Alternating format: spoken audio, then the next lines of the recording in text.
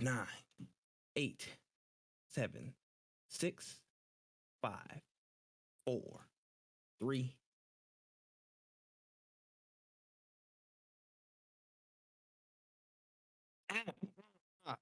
Yeah, it's good. We're good.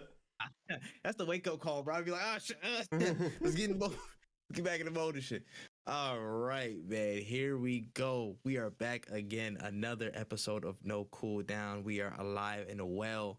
Feeling real lucky on this episode 7. Another week has come. Another week has passed for the gaming world, for the entertainment world, and we are here to talk about a lot of it. I am here with my lovely co-host, When Easy, the Bodega Baron himself. You know what I'm saying?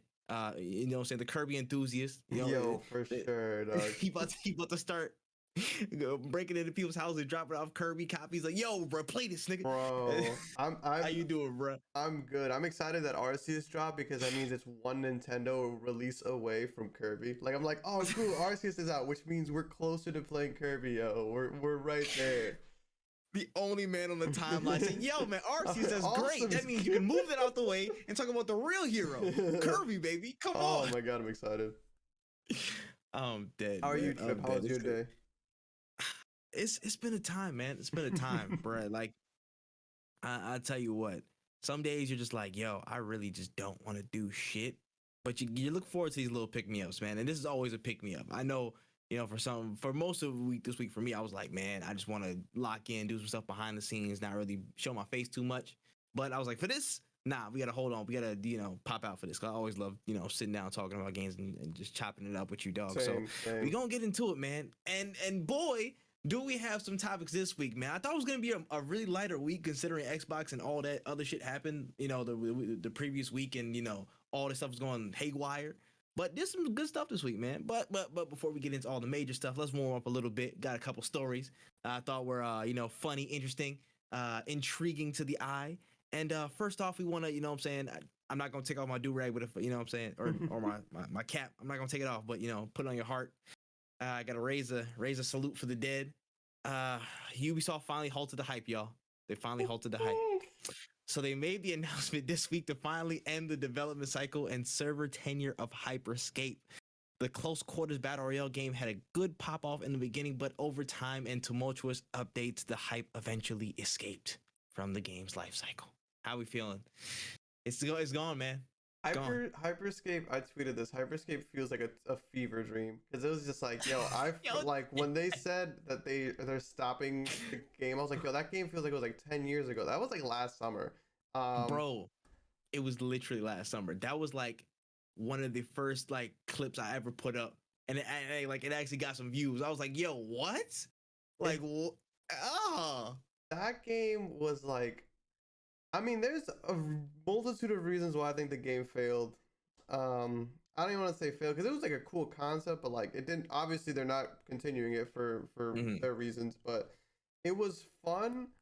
But it was also like I couldn't even imagine balancing that game. That game was insane. I couldn't even. Even playing the game, I was just like, this game is ridiculous. The movement was out of this world. It's like, what if you took Apex and turned it all the way up to like 10? Like it's just. Yep. It was nuts. Not surprised that it's getting shut down. It's also like one of the many battle royales that just didn't make the cut, I guess. Like there's just so many that when Ubisoft announced, hey, we're gonna make a battle royale, it was like, you guys are kind of late to this party. Like it's just. And you know what's funny is when I was playing Blood Hunt, I also felt like I was like, "Yo, this kind of feels like Hyperscape if you weren't on crack. Like this feels like a regular game. Whereas like Hyperscape, if you weren't on Adderall, like you can't do it. You can't do it. It was insane, bro. I'm not gonna lie. When this first dropped, when we got into it and stuff, like I actually was having a lot of fun. There was real promise in there, though. You know what I'm saying? Like. I like that certain level of pace, not for the gunplay, but just for the movement. Yeah. Especially, you know, the last circle was pretty interesting, just because, like, you know, oh, whoever has the crown, that could be really like stupid though in implementation, like that could be really exploited. But it was fun for the time. It was pretty fun in concept, like just running around. You got to chase them down. You know what I'm saying? The whole team is there doing your thing. I like that concept to a certain point because, you know, at least when you couldn't expose metas and stuff like that. Like, remember the big ass cannon, like you charge up and just fire them big ass energy balls at people. Yeah. That was annoying. The machine gun was just the everybody's minigun. roll with that. Yeah, the minigun, everybody rolled with that. Yeah. I was like, well, hell, what we gonna do now? And then I forgot there was a couple of skills that I forgot were like so overpowered. Jump, like it was lift. I don't know if slam was. Slam. I think I use slam. I use slam a good amount. That was a good one. If everybody used slam. I think like the one that made you jump up high was really good. Yeah. The armor one was cheesy at first because you could get away with like being like completely invulnerable. I liked a lot. There's a lot of good things about the game. Honestly, I like the crown system a lot because it makes people not play like remember when we played Blood Hunt. When you're playing Blood Hunt at the last circle, everybody's just camping ring. Like everybody's just moving in slowly, trying to wait for the high ground kind of thing. And some people like that tacticalness, kind of like an Apex, like AGL. Like you watch Apex tournaments, it's literally just who can camp in the ring and who can get the best positioning kind of thing. And it's for some it's kind of corny, but for others like me, I was like, okay, the crown thing is cool because now it gives you incentive to rush in there. There's 3 teams left. But like, if you're too slow to get in there, one of the teams could grab the crown and just defend it for just enough time to win the game. So it's like, it was cool concepts. I personally just felt like it wasn't the right time for that game. Like, I just feel like we just didn't need it. Apex was still like growing. Fortnite was still very relevant.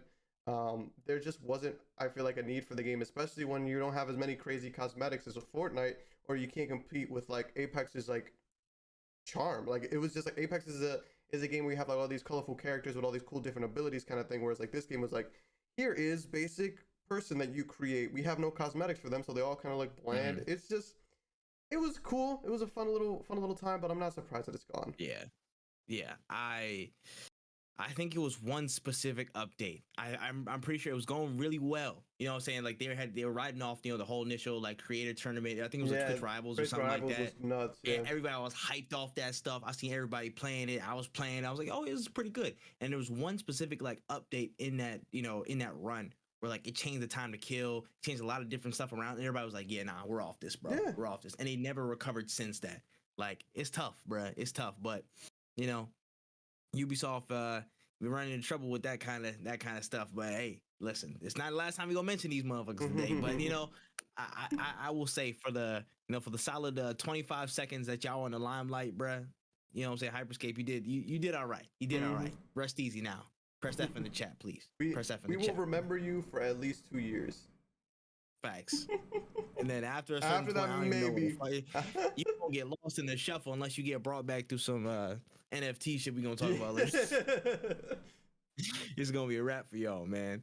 Well, yeah, that was that, man. Rip the Hyperscape. That's crazy. Next story, which I saw, was like, damn, can we finally get another GTA now? But according to Forbes, the U.S. government has apparently gained enough evidence to assert that GTA Online servers are used as a recruitment ground for drug running for the cartel. Now, I was like, what the hell? So basically, they got a lot of these, stuff that happens, again, like drug activity or whatever. And apparently from a custom stop in November, they found that a driver that was running drugs was incentivized to move contraband after they met their contact on GTA Online, potentially making up to $2,000 per trip. So they was meeting up in the RP streets. They was meeting up in these servers online, talking, real tough, doing heists and missions. And then they got on a call in real life and was like, yo, you want to do some heists and missions? What in the hell? Go ahead and talk to me, bro. What's going on? It's crazy, man. Like, I just don't know. I can't imagine being in a GTA lobby. Well, first of all, I can't imagine being in a GTA lobby and having it on all chat. That sounds like insane to begin with. But then like being recruited into like, hey, you want to do this in real life? I can't imagine people being like, yeah, I would love to do this mission where I'm getting shot at all the time in real life. Like, that's what I want. And he was like, yo, remember, you know how we went like to Leicester, you know what I'm saying? And he like gave us some stuff to do a mission for. You want to do that in like Saturday? You want to do that Saturday, like in real life? Like, I can only imagine the conversations and the advertising he had to pull to get people in, you know what I'm saying? Or whoever they are. getting them into these, these schemes where they're running 18-wheelers full of drugs and stuff through the border to run drugs. These niggas wildin', bro. Hey, yo, listen. If this is all the grounds that we have to shut down GTA Online and GTA 5, do it. Where's GTA 6? We need it now. I'm fully behind this so long as we shut down GTA 5 servers and get GTA 6 and whatever Rockstar project off the ground and into stores as soon as possible. If this is what it takes, I'm with it. That's all I'm saying. I feel you. We've been waiting for GTA for a while now, to the point where, like, damn, even like it's crazy. I can't even like begin to fathom how Rockstar is even gonna handle this. Like, how do you ban the cartel? Do you even know the cartel's IP addresses? Facts. They don't. They just guessing at this point, bruh. So my solution, you just shut it all down, man. Scorch the earth. There's nothing left, man. For the United States government, man, we got to make sure our country's safe. Come on, man. Come on. It's a war on drugs, right? It's just a war on drugs. Oh my gosh, it's a lot, man. But yeah, that was interesting. And then finally, before we get into the main topics for today, we got a new trailer and another look at the Pokemon-esque monster tamer / gunsmith experience known as PalWorld. It shows off a lot of new, actually really stunning environments, a lot of gunplay of farming on what looks to be a home base where you got a bunch of slave Palmon doing your bidding for you, making a whole settlement, and a lot of subplots of like infiltrating weapons manufacturers and abusing Palmon labor and breaking people out of facilities. It looks real interesting. I don't even know what the hell's going on. This whole like past 2 weeks, people have been obsessed with like shooting Pokemon and Pokemon-like people. So it's just been a real hot topic. But this new PalWorld trailer dropped. So what you think about it, bro? I thought the first one was a joke. I was like, "There's no way that this is the thing." And then I saw the second one. I was like, "Wow, this is like a refined version of the first one. Like, this is actually happening." It's such a weird spot because like you have people who are like really excited to shoot Pokemon, don't really know why. And then you have people who are like motherfuckers that want to poach elephants in the wild. What I'm saying? Like, stuff. I was like, I kind of don't get it. And then there's like people who are like really against this. Like, why the fuck are y'all shooting? Like, it's weird because the game looks kind of fun. Like, I'm not gonna lie, it does look interesting. But the reason I like it is because of how like the first trailer showed so many different things. Like, I was really excited because you could take one of these, like, I keep calling them Pokemon, but that's not what they're called. You can take one of these pals and fuse them with another pal and create a whole different like species, which I was like, oh, that's cool things that we won't ever see in Pokemon. But like everything else was just, I was just like, this is a lot, and I don't even know how much it's gonna cost, things like that. I just like, it's like, yo, they're using these pals to put them in factories, and it's like, yeah, but then we're using them to fight wars, so I don't even know who's really in the right here. Like, what is going on? It's just so much. It is honestly like the most trippy shit I've ever seen.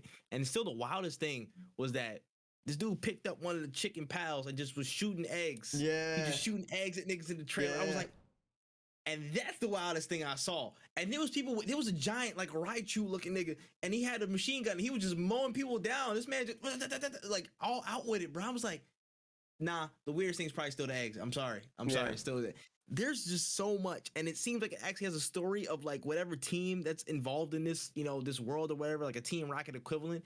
They got gun factories and they putting people through it. They putting all these little pals to work for 14 hours a day in gun shops, putting clips together and whatnot. This is it's all over the place. This is one of the most wild things I've seen in a minute. But do I still want to play it? I want to try it. I'm not gonna lie. Not just to shoot, not to shoot Pokemon or pals. All right, I don't want to shoot pals, but you know what I'm saying? I want to at least see what the hell it's all about. It looks really interesting, though. It still has the basis of, Pokemon monster tamer play that we've come to know from the looks of it. But I'll give it this, though. It looks fantastic. It does look beautiful. Some of the environments that I saw were actually really dope. So I'm like, looking better than Arceus right now. Aesthetically. Don't shoot me aesthetically, all right? Aesthetically, I'm just saying. It's definitely interesting. I want to see what it's like. I'm interested in the game, and we'll see what comes from this, because it just seems like there's just so much in there that is interesting outside of the fact that you're shooting Pokemon or the monsters or whatever. Like, it's like they have, like, you can put them to work in your farms and things like that. Like, there's so much crafting and things like that I really enjoy from games, and I'm just like, all right, but like, where did the guns, like, who's like, what if we did all of this and let's put some guns in it? Like, it's OD. It's a little much, in my opinion. Listen, I don't know where the hell it came from, bro. But hey, listen, that's one type that is always super effective. That's all I know, baby. The hollow tips never miss. No facts. They No got facts. they got a quick claw on them, all them bitches. It's crazy. But yeah, that's crazy, man. PalWorld. I'm still interested, so we're gonna see what happens with that. Absolutely. All right, man. That was the warm up, man. We all loose now. We good to go. Let's get into the major stories of this week, starting off with a banger. So this past week and a couple of days ago, actually, we had the reveal trailer for the anticipated season 12 of Apex Legends, featuring the latest legend to be added into the fray, Mad Maggie. The reveal trailer shows off a change of scenery for Olympus as it's teleported and it's falling apart. Buildings are dropping everywhere, and shows Maggie's introduction into the games and a bit about her power set as well. From what I saw from the trailer, it seemed to look like a grapple that kind of sets things on fire to stun opponents and kind of block areas off and things like that. And the other, I guess part of her skill set was like a Black Ops 4-esque like destruction ball. I don't know if you remember I forgot the name of it, but it was like a death ball. Literally. Yeah. It was like kind of like dogs, but they weren't dogs. I know what you mean. Yeah.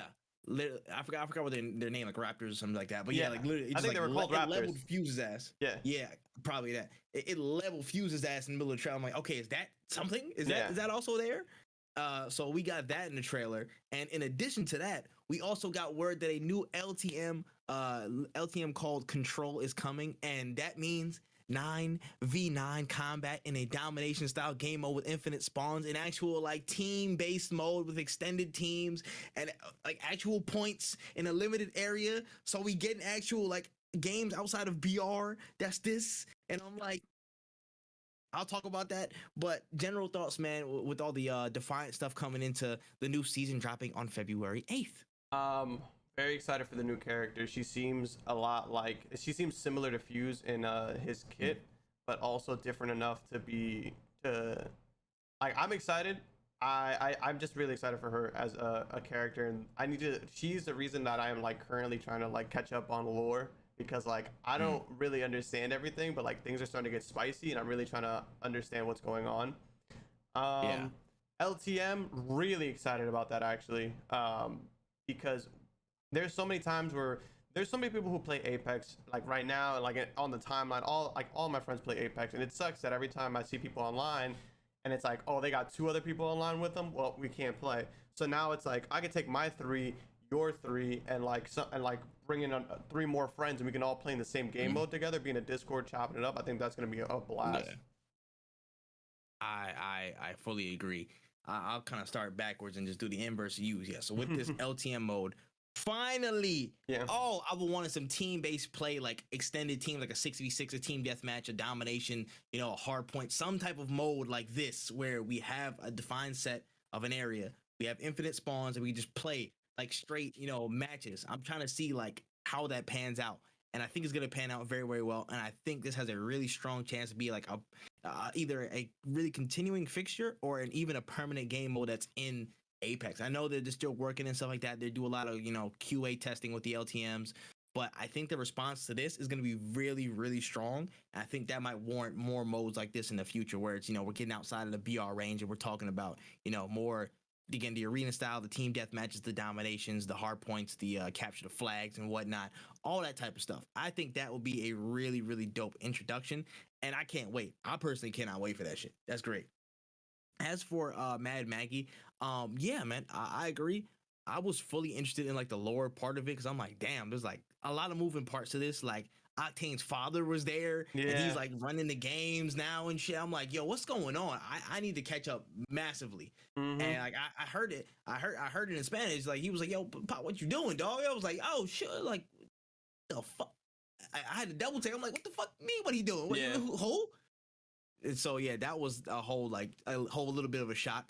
Interested to see how the voice lines and stuff and how that links with Fuse, because again, from what I hear, Fuse dubbed her. And she also took his arm. So they got a lot of history and stuff. So I would like to see how that pans out in the games and see what kind of like cutscenes and voice lines that you get from all that stuff. So it's really interesting from a lore standpoint. And from just a player standpoint, I'm actually really interested to see what her kit is actually like in the game. The grapple thing with fire, if you can like place that anywhere, and that's like an automatic like fire trap, that could be very advantageous for a lot of like, especially camping motherfuckers. Like we on your ass if that's a thing. if that's like not like an actual like launcher, you can like it's pretty deployable. Yeah. Like I think that would be a really, really big that'd be a big change to the games that we play right now. I think it'd be a positive one, man. Interested to see what her ult is and her passive. Again, I think the ball is involved. I don't know exactly how it's gonna show up. She had like she had a shield and she had like a whip type thing that was metal. I don't know if that plays into the kit as well. I should either focus. Sorry, audio version. My shit is wild. But yeah, I think that's just really interesting. Wondering what exactly is going to be the kit layout, but I think she'll be a decent legend though. I think she'll be a really, really decent legend, and I'm excited, bro. All the map changes that are coming as well. Olympus is back. I know everybody's yeah. It was hating on it a while ago, but you know that such is the world. That's what happens. But I really think that it's going to be a good season though. I think it's going to be a good season. I'm kind of I'm kind of like in between two minds about why they didn't add a new gun, but I feel like they always do that where it's like, okay, we'll give you a gun, you know, season with the gun, season without a gun, season with the gun, season without a gun, or some form of fashion of that where there's space in it. But yeah, I'm excited. I'm excited, man. Season 12, I might actually be an Apex whore again. I know I've been straying the path, but it might be time to recommit. For sure. I am super excited. I'm not super like I forgot that they always add a gun, but I'm not super like pressed about it just because if they're adding a whole new mode, which means probably new maps, they probably have a lot on their plate. Not to mention that, but like every season the servers like shit the bed. So I honestly would have been fine with them adding the mode in after the season launch, like a little bit after, maybe during the split, or even just because like I feel like they just have too much on their plate. And then like let's say Maggie's maybe she like what happens if she's busted and the servers go down and the mode is fucked up. Like we're gonna be in a shitty space. Triple whammy. Yeah, we're gonna be in a horrible Apex spot for a while because they can only work on so many things at once. They're gonna be asking to nerf Maggie to hell like Seer, and that boy is in a grave right now. Exactly. So, depending on how the rollout goes, I think it'll come out pretty decently. I hope so. I'm hoping it doesn't fuck with too much. Yeah, I'm hoping it doesn't fuck with too much in the long run, but we'll see. We'll see about it. Still very, very excited for all that is coming for Apex Legends. All right, man. Let's switch gears, man. So in your GPU is absolutely fucked news. We had a quick kind of a drop and a post on the Chinese social media site Bilibili and confirmation from the Western Crytek team on Twitter. Crysis 4 is officially alive and it's now in development. Of course, you guys already know the visually stunning FPS game is in early development now. They dropped a little bit of a teaser, you know what I'm saying, with some visuals and things like that. Society Fawn, the little Crysis helmet and stuff. It's on the way. It's coming. You know, again, we're really, really far out from this. A lot of reports were assuming, maybe a 2024 release. We'll get more info or we'll probably get, a tangible, solid state on this. But yeah, what are we thinking, man? Crysis 4, it's on the way. I'm thinking I can't run it. I haven't even seen the specs and I just know I can't run it. I can't even... I try to get into Crysis with the remaster and like I can't even run the remaster for some reason. It always crashes on me. I like single player first person shooters. I feel like it's kind of like a dying breed just because I feel like first person shooters have now been synonymous with multiplayer. So I'm excited to see what the game is like. I played a little bit of 3, didn't really get a chance to sink my claws into it because I was playing it on like I think it came out in PS3 era time. Yeah. And I was just like it just wasn't running that well for my PS3. And I was also just like, I never played the first 2. So when I finally got a PC, I tried to run the first one. It also didn't work, but it wasn't like it destroyed my GPU. It was more just like, the game is just old, bro. I don't know what to tell you. Facts. It's decrepit, but at that point. But hey, I will say, man, just for the fact of like, Crysis was always like the game where it's like, yo, I remember playing Crysis 3 a little bit on 360. I was like, yo, this game's fire, but I cannot play this shit because like just because the fact of it's too intensive on my shit, bro. Yeah. But from my perspective and my experience, it being such a visual and technical masterclass damn near every time, like it'd be sharp every time I've seen that game, like be on YouTube or whatever. It is sharp as hell, bro. So I'm actually interested to see how it comes out and what's how is it all going to take shape and stuff. But I'm excited that Crysis is coming back. It actually prompts me. I might want to play through the games. You know what I'm saying? Like replay 3 and then go back to 1 and 2 and see what's going on with it, man. But I like Crysis as a series, man. And again, more games the merrier. So I'm hoping that Crytek, you know what I'm saying, puts their whole foot in this. And God bless your GPUs, man. 3090s, you probably yeah, you're probably not gonna do shit. I'm sorry. It's a wrap. It's a wrap. Facts. But yeah, man, that was a quick little one. On to the next one. Oh, we've had a lot of movement this week on Star Wars, man. There's been a lot of shit going down, man. There's several reports going down, so we'll break it down into 1 and 2. This first one, due to recent reports suggesting a focus more on the Battlefield series, a lot of stories have dropped suggesting that there is no Battlefront 3 in development, leaving that project on the ice indefinitely. So, we know that, of course, DICE developed Battlefront 1 and 2, and we've had a lot of a big switch up in terms of the direction of Star Wars games that are going forward, especially with the 3 new announcements that have happened this week. We'll talk about it in a second. But yeah, man, apparently no Battlefront 3. Battlefront 3 is dead in the water. It's not going to happen. How are you feeling about it? Not sad about it. They didn't make They didn't make any good games. Like Battlefront 1 was bad. Like I don't think anybody really enjoyed Battlefront 1. Battlefront 2 was horrible until they fixed it, but like they fixed it like way after the fact. It was bad in beta. It was bad in alpha. A year and change after. That's when they actually came around. I was like, yo, this is actually like good. They actually fixed it. Wow. Like I can progress without having to break my pockets. This is like an absurd concept, I guess, to EA. But they took that, they bought like the license and just thought, hey, we can just sell Star Wars and people are gonna buy it. And it's not the case because people didn't buy it because it didn't sell well. It didn't sell well. It didn't do well. And even when you're playing it now, and this like when I played it recently, I want to say like last year I was playing it. It was fun, but it wasn't. People who started before me were crushing my shit, and then people who were just it was in a weird space. It didn't get the support that it kind of really needed. And honestly, it all came back down to just greed. Like it just came to like loot box systems that nobody asked for, upgrades that you had to pay for. Like it was just absurd, honestly. And it from a if I have to pay for the game, it doesn't make sense to make people pay to progress. Like if it was a free-to-play game, it would have been different. It's like, yo, you can grind out and get a hero or get whoever, no problem, as long as you're playing the game. But like making me pay for the game and then pay to unlock whoever, it's just a bad idea. I agree. Battlefront has been, of course, the last 2 iterations have been met with so much like bullshit, and it's tough for me to be like, yo, I really want to see a 3. In my heart of hearts, I'd love to see a 3 just because of how 2 ended up, like it was great. It turned into a really good stuff. Like I fucking love Ewok, I love all that shit, all the game modes that they put in. Like they turned into a dope product, but over the entire lifespan of the new iterations of Battlefront, you can't justify a third one for me, because I'm like, yo, there's too many risks involved with you making one like the end of Battlefront 2 out the gate. That's hard for y'all to do. It seems like y'all can't get that right. And especially with DICE now, they got a lot of bigger fish to fry in the, in something that we'll talk about in a second as well. They got some bigger shit that's going on.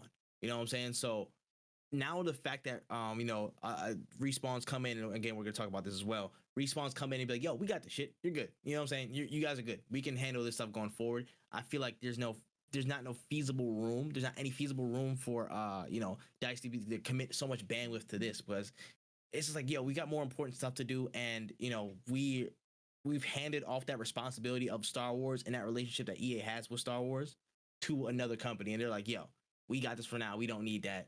And I don't think the fans are clamoring for a Battlefront 3 like that. I'm personally not. I feel like some fans would be, but I know, considering how the development process goes, with these things, or at least how it's been shown in the past historically, how it releases, how things go, there's always something that, turns the fans off for a good amount of time, and then they come back around. So, I'm not too sad at this. It is what it is. Battlefront 3, I mean, shit. I got like 5 or 6 different Star Wars games that I want to see before Battlefront 3, to be honest. So it's not even that crazy of a loss for me. Everybody gets to focus on things that they need to, and we're moving forward amicably. So I'm fine with it, bro. I feel you. Yeah, like I don't think anybody's really looking towards Battlefront 3 right now. I feel like they need to really prove to the fans that their acquisition of the Star Wars license is something that wasn't a mistake, because we got Jedi, The Last Jedi, or I always say the name wrong. Fallen Order. Yeah, like I keep calling it the movie. We got Fallen Order, which is an amazing game, but like you can't compete with a game that's really, really good with a game that was a complete and utter cash grab. Like you have to like Mm. show them that like yo we're listening, we're growing, we're evolving, and maybe in like 2 or 3 years another Battlefront will be more exciting to hear about. But like right now, if you tell me oh there's gonna be a new Battlefront, I'm just gonna be like well I don't think it's gonna be. I don't think they've grown from this. I don't think they've learned from this. Mm-hmm. Yep, I agree. But that brings us into our next piece of news on the Star Wars front. So basically, Respawn kind of stepped up and announced themselves as kind of like that purveyor of that Star Wars relationship moving into the next few years. They announced their plans to expand, of course, on the Star Wars universe in this next round of games. So it's being overseen by the group GM and founder Vince Zampella, former head of Respawn's Apex project. He kind of switched gears and he's doing more of the Star Wars stuff. And the studio has officially announced one, a new action adventure entry into the Jedi series that's most likely Fallen Order 2. 2, a new FPS title from lead developer and Star Wars game veteran Peter Hirschman.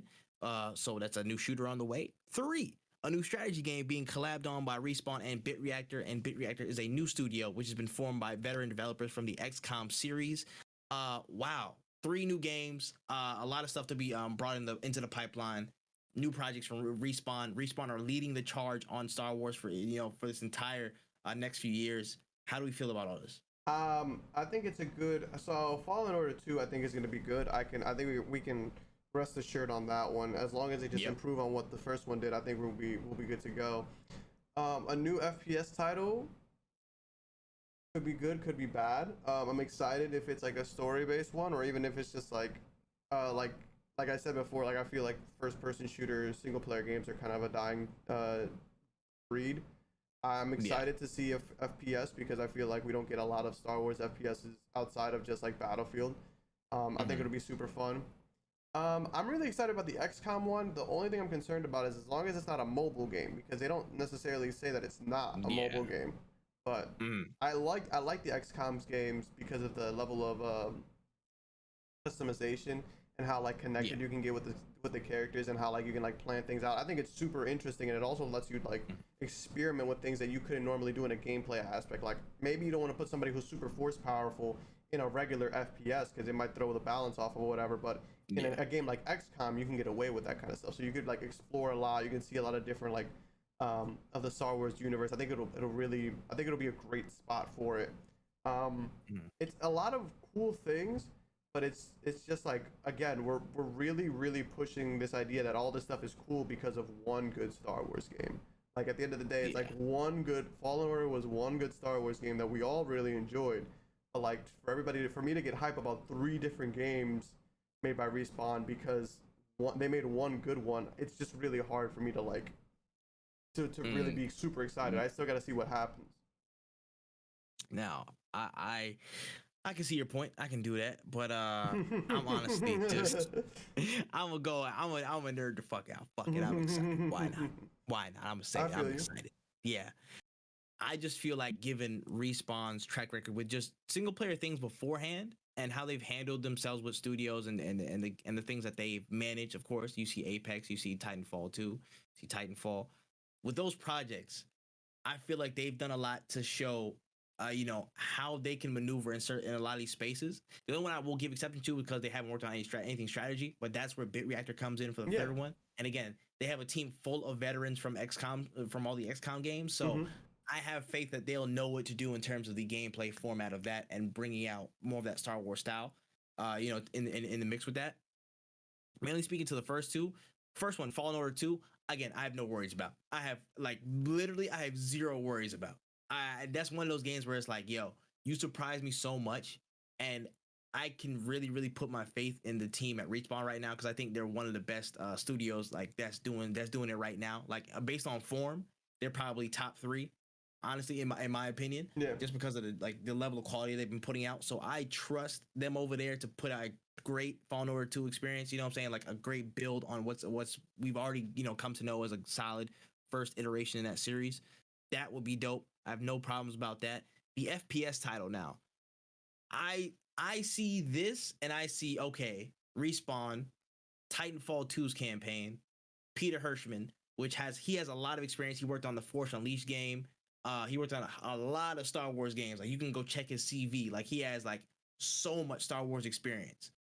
So he has a lot of background and know-how on that universe and how it operates in a video game sense in different fashions. He even did Lego Star Wars games, in which that's a whole different type of credit, bro. You are good. already solid in my eyes, bro. You already solid in my eyes. I don't care if it's rehashing a story. You did that, damn it. You did that. So I got to give him some credit for that too. I don't give a damn what y'all say.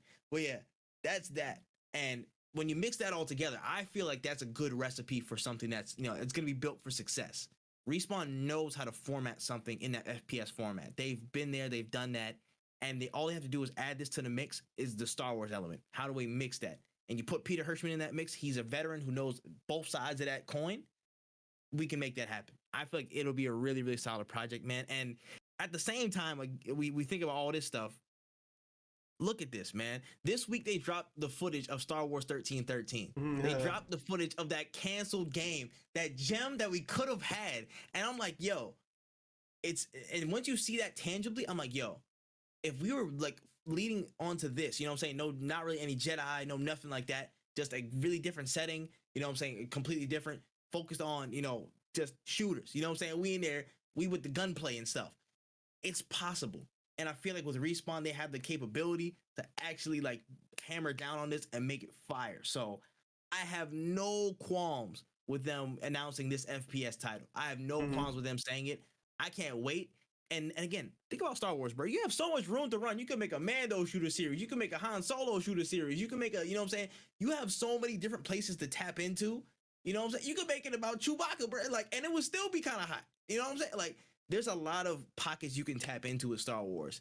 And that's the beauty of this series and this partnership, because Respawn has a lot of experience in the genres that they deal with, and just you can take this anywhere with Star Wars. You can just pick up, but you can put random like locations and time periods in a hat and be like, oh, the Mandalore Wars, bet we about to go to Mandalore. Talk about that for like 5 minutes, make a whole FPS game out of that. Yeah, gonna be fire. I think the capacity is there on both sides to make something that's truly, truly great, especially in the FPS sense. Fallen Order 2, I have no qualms about, and the strategy game, honestly, I don't mind. You know what I'm saying? I'm not necessarily the biggest strategy guy, but if the premise is interesting, if it's something like a Halo Wars 2 where it's like, okay, there's a good lore that's involved in there, there's a good story, I'll jump on it. I'll give it a shot, because why not? So I really think this would be a dope partnership. I'm just concerned about the bandwidth. How many studios are working on this at Respawn? How many teams are spread across? And will the quality be affected? That's my major concern. I like the intent behind Respawn of trying to take this on over the next couple of years, but the roadmap and the potential, the crunch of the development cycles, do they overlap at all? You know what I'm saying? Is there teams being borrowed? Are there people being borrowed from each teams? What's the breakdown looking like for that process? Because if that affects the quality of Respawn, that's where we're gonna be like, damn, you kind of bit off more than you can chew in this area, bro. Like, yeah, we thought you had it. You announced 3 games, but I think from the way it's being mapped out, I think they do have it under control, and that development cycle is gonna be contained. Because if we heard rumors about Jedi Fallen Order 2 from like late last year, early this year, I feel like that's gonna be first. Like, yo, we already got that out the way, y'all. That's done. Yeah. Now we're just kind of splitting time between the FPS and then the XCOM team, which is more bit reactor side. So I feel like they have that process under control, but I don't know. Who really knows? It's only the Respawn team and got. I don't know. Yeah. But I'm hoping that doesn't. Yeah, and Apex as well. Continued development of Apex. I know Vince Zampella isn't overseeing that completely, but he's still, you know what I'm saying, GM and co-founder, or GM and founder, so he's going to be looking at that as well. So they have stuff to juggle. I'm just hoping that they all, they get it through. And then they get it down packed, man, because this could be a really, really good run for just Star Wars and gaming in general if we can get this done and we can get a lot of eyes on this. So, hope for the best. Fingers crossed. Fingers crossed, for sure. Honestly, man. And speaking of, certain titles under umbrella, let's talk about it, man. This has been an interesting thing I've seen pop back up. So one of the more interesting stories from the week comes from industry insider Tom Henderson, who reported that EA are starting to explore avenues that may convert Battlefield 2042 to a free-to-play experience. Now, despite the build-up and the fast start, the declining player counts, bugs and glitches, content rollouts that may be lacking in moderate up until this year have contributed to a disappointing launch for the team at EA, and options may be brought in to remedy that. So what are we talking about when I saw this, interesting spot. When I saw this, I was thinking to myself, if I could get a refund on my game, Because I swear to God, if I spend money on this fucking game and they're gonna make it free, I'm gonna be so fucking mad. Because the thing is, the shit that I paid for is just like not even like the thing is, I bought the like a legendary edition. I wanted to play it a week early. That was a fucking mistake. Let me tell you, you could barely play the game a week early. I could barely play the game fucking now. Actually, it's very disappointing. It was a shitty fucking release. I really like. I hate being so fucking critical and so mean. But it's just like I lost $80. That's why I'm so fucking upset. I feel listen, I feel that, man. It's your wallet. And you're gonna tell me that this shit is gonna be free? Like that's OD. I want my money back if it's gonna be free. I spent $60. I want at least $60 back. Like I paid for the game, and if it's gonna be free, what's the point? What am I gonna get? A little charm that says, "Hey, buddy, you can put this on your gun and show people that you got fucking played." Like I don't want that. I want my money back because the game doesn't work. Like I play it now, like today. I could launch it today. I could fix it. I could verify the game cache.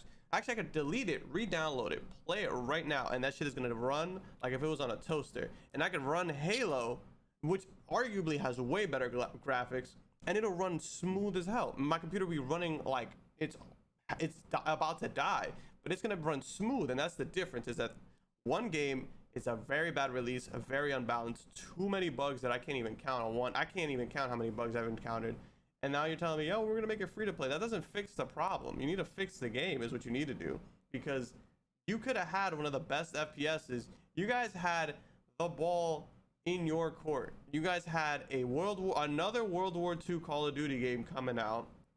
Overwatch was getting hit with the crazy Activision Blizzard scandal, so not many people were playing. Like there were no shooters in your way, but Halo was up in the air. Halo didn't do anything yet. Like, yeah, Halo wasn't out. Was on them. Halo wasn't even out yet, and like even when they dropped multiplayer, it was out, but it wasn't Battlefield. It wasn't big scale battles. Like it wasn't really a big competition with it because it was 4v4 is like what Halo's known for. Even now in ranked. So it's like. You have no real competition, and y'all still fumbled the ball. Like it's crazy. Your only competition really in that space is maybe Apex, and that's a BR. That's not even a Battlefield game. And that's still in your company. And that's still in your company.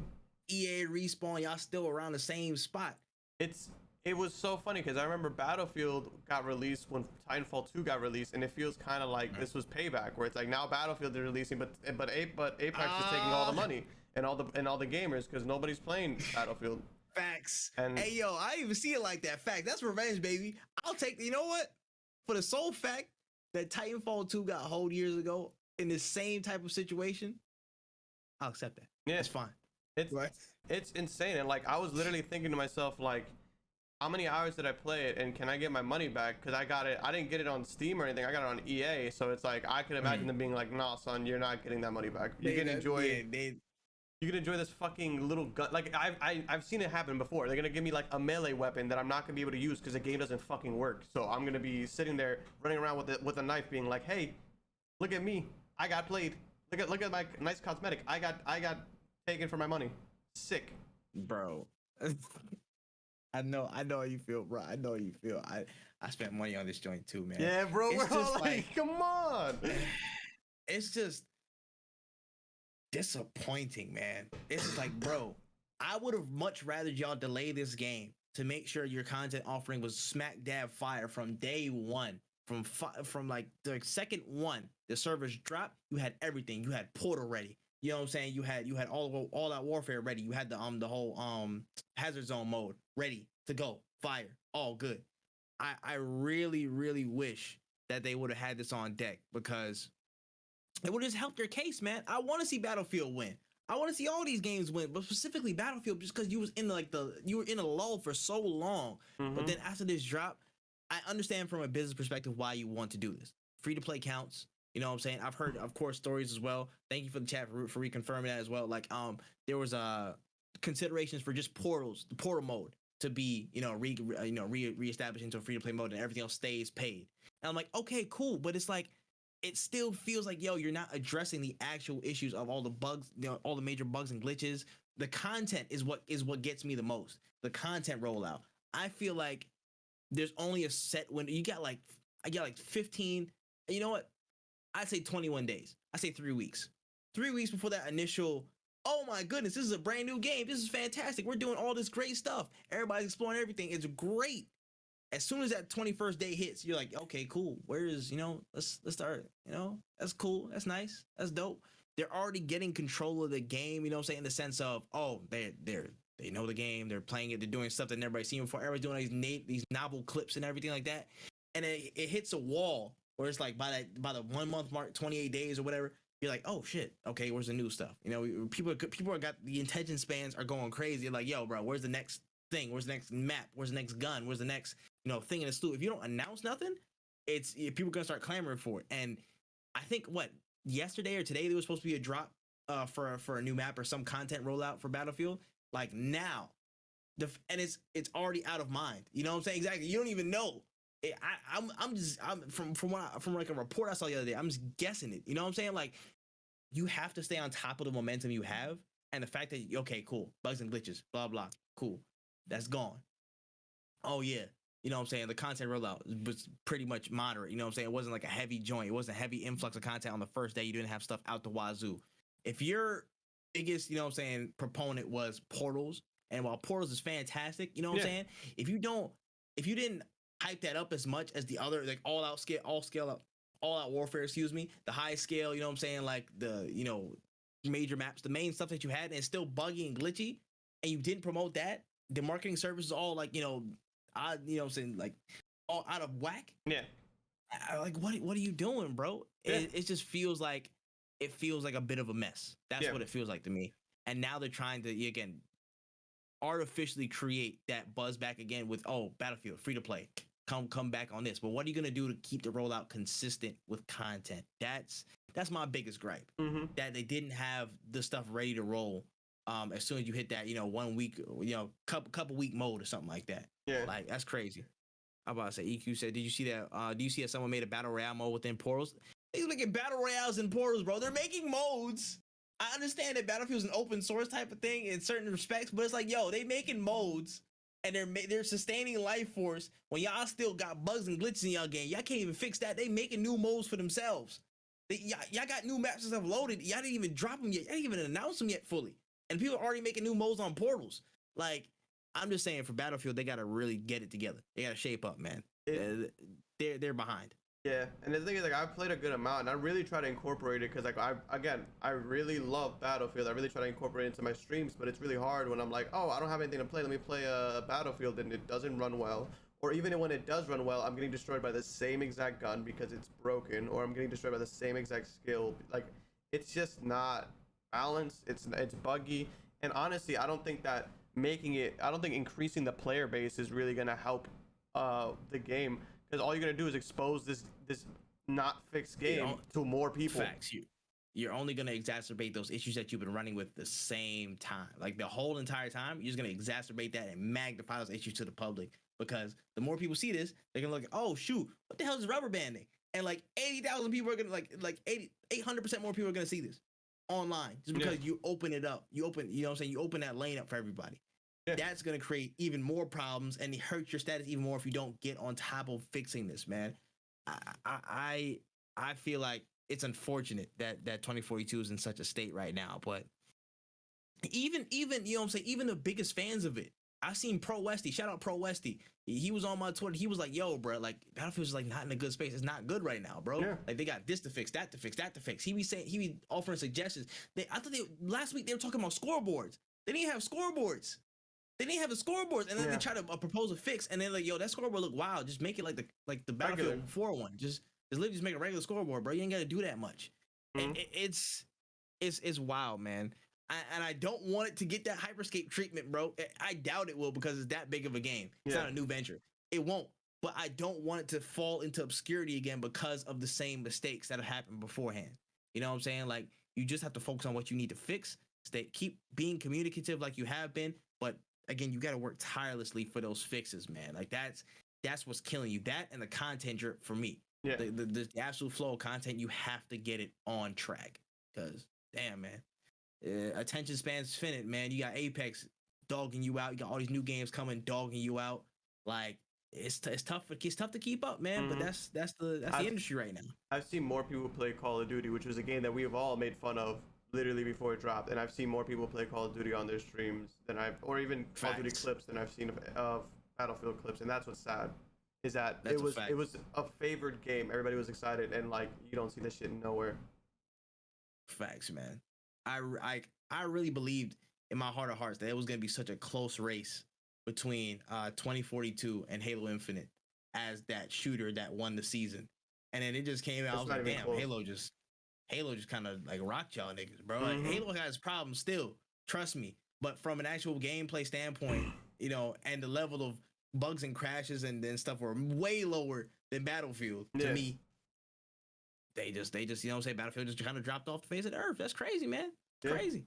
I don't know. Wildness, man. But Battlefield 2042, get it together, or at least hold out until Bad Company 3. That's my only hope. But we'll figure it out, man. We'll figure it out. All right, let's move on to Ubisoft, man. Cause what the hell? We got two what the hell stories and one okay, all right story. I'm interested. So let's talk about the first one. So Ubisoft are now developing a VR experience called Notre on Fire, which reenacts the 2019 Cathedral fire and puts you in the shoes of a fire brigade trying to stop it. Based on the docudrama from filmmaker Jean-Jacques Annaud, the VR tie-in was developed to go with a theatrical release in March. What? What? Yeah, Who asked for that? I feel that's a question we all really gotta ask ourselves with a lot of these. It's like, who's asking for this? Because like, I remember when it happened, a lot of people were like, "Oh no, it happened." A lot of other people were like, it's whatever. It's kind of like an old building, like shit like this happens." And then everybody else is just like, "What the fuck is even this?" And I originally thought, so I don't know why I read this completely horribly wrong. I thought that this was like, you know, the Library of Alexandria or whatever, like the one library that was like back way back in the day that burned down, and we're like, we don't know all the knowledge that could have been in there. I don't know why I read the Notre Dame fire and thought about that. I'm like, oh, that's an interesting thing. Like, you know, it's a library that has untold knowledge, and we could be in it in VR. That's kind of cool. They was talking about this shit from a couple years ago. Yeah, bro. I was just like, that building. You know what I'm saying? Church. I was like, sure you could do, but the thing is that you could do this in you could make a firefighting VR game in general, and it would be it would appeal to me more than like the Notre Dame thing. Fire Force game. You know what I'm saying? Make anything else. Make anything else. I don't understand what was the. I'm assuming, of course, it was based on the reach out from the dude who's making that docudrama and the subsequent movie, but I don't want to see a fire, you know what I'm saying, on VR. I don't want to see everything on fire in a VR. Me personally, I'm sorry about y'all, you know what I'm saying? And basically the premise of the gameplay is like, yo, you guys have like 1 hour to get, you know, put out all the fires, and it's like puzzles and stuff you have to solve for an hour. And then once the hour is up, the whole building goes up in flames and time's up and you got to get out. I'm like, what? I'm pretty sure this has nothing to do with what the firefighters did. I'm pretty sure they just got in and put out fires. There was no puzzles to solve, bro. But you know what? I'm not even gonna shout out to the French firefighters. Shout out to them for doing anything. You know what I'm saying? Salute y'all. But what the hell? Why? Why? I don't. Unless it's a Quasimodo game, I don't want to play this shit. And even then, like, get that out of here, bro. Like, I'm Ubisoft, bro. Y'all want to literally sit down and go all around the sun and talk about every endeavor, project, and adventure aside from high quality games. What's going on, Ubi? What's going on? It just doesn't. It just doesn't. The math is not mathing. The math is not mathing. It's definitely not. This just. I'm gonna say I don't want it, but I mean I don't think many people do. I don't even know if this is gonna be like a free to play thing or if it's gonna be like a paid thing. Bro, if it's paid, I would actually be living. I'm not gonna lie. I'm not doing anything with it, but I would laugh hysterically if it's paid. You gotta pay to go in there for an hour and be on VR and put out puzzle fires before the thing actually goes up in flames. I'm good. I'm like, bro, y'all doing too much. Y'all doing too much. I'm good. But listen, whatever it's if it's the creative wishes of whoever made that docuseries in the movie, whatever. But I'm just saying y'all bugging for that one. That's my personal opinion. Y'all bugging. But anyways, that's that. Number two, they still don't give a fuck about your opinions, bro. They don't give a fuck about your opinions on NFTs.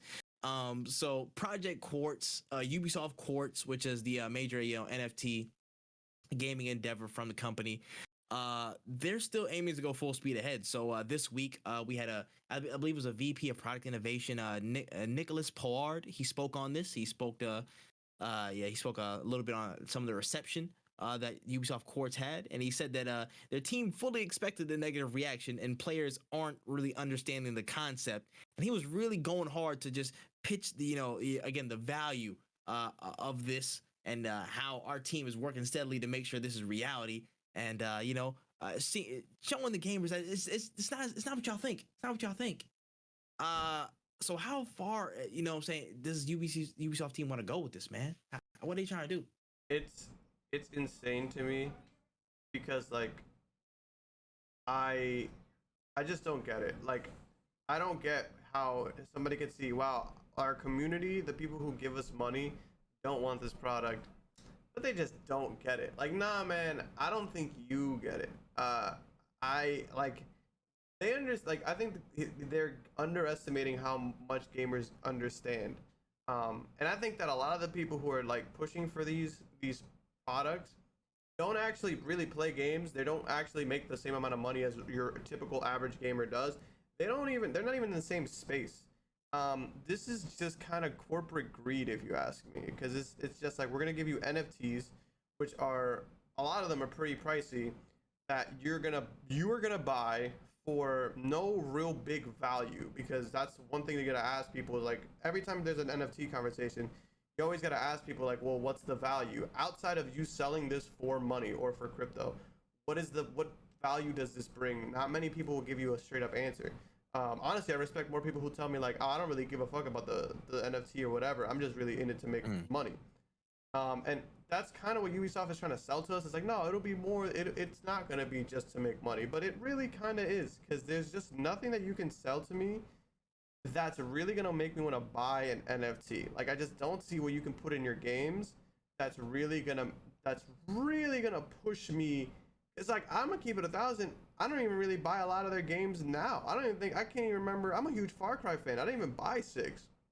And it's like, you guys are putting this money into NFTs and whatnot, but like, I'm looking at the reviews for the freaking Far Cry DLC. That shit's not doing so hot, bro. Why are we focusing on Notre Dame fires and NFTs when we could be focusing on good games? Because at one point you guys were a hot topic, but now it's just like, hey, you want to buy this cool skin that you can put in all of our games? Bro, I would love to put this cool skin in all of your games if I owned any of your games at this point. But you guys keep fucking serving me this mid pack and expecting me to go crazy for the NFTs and the collectibles? Yeah, no, thank you. It's just why? Like, there's just a lot of, nigga, you shouldn't even have had to do that, bro. But I understand you want peas, bro. And they're just like, from what I saw in the interview and stuff on the website, I think it was finder.com. If you guys can look up the article.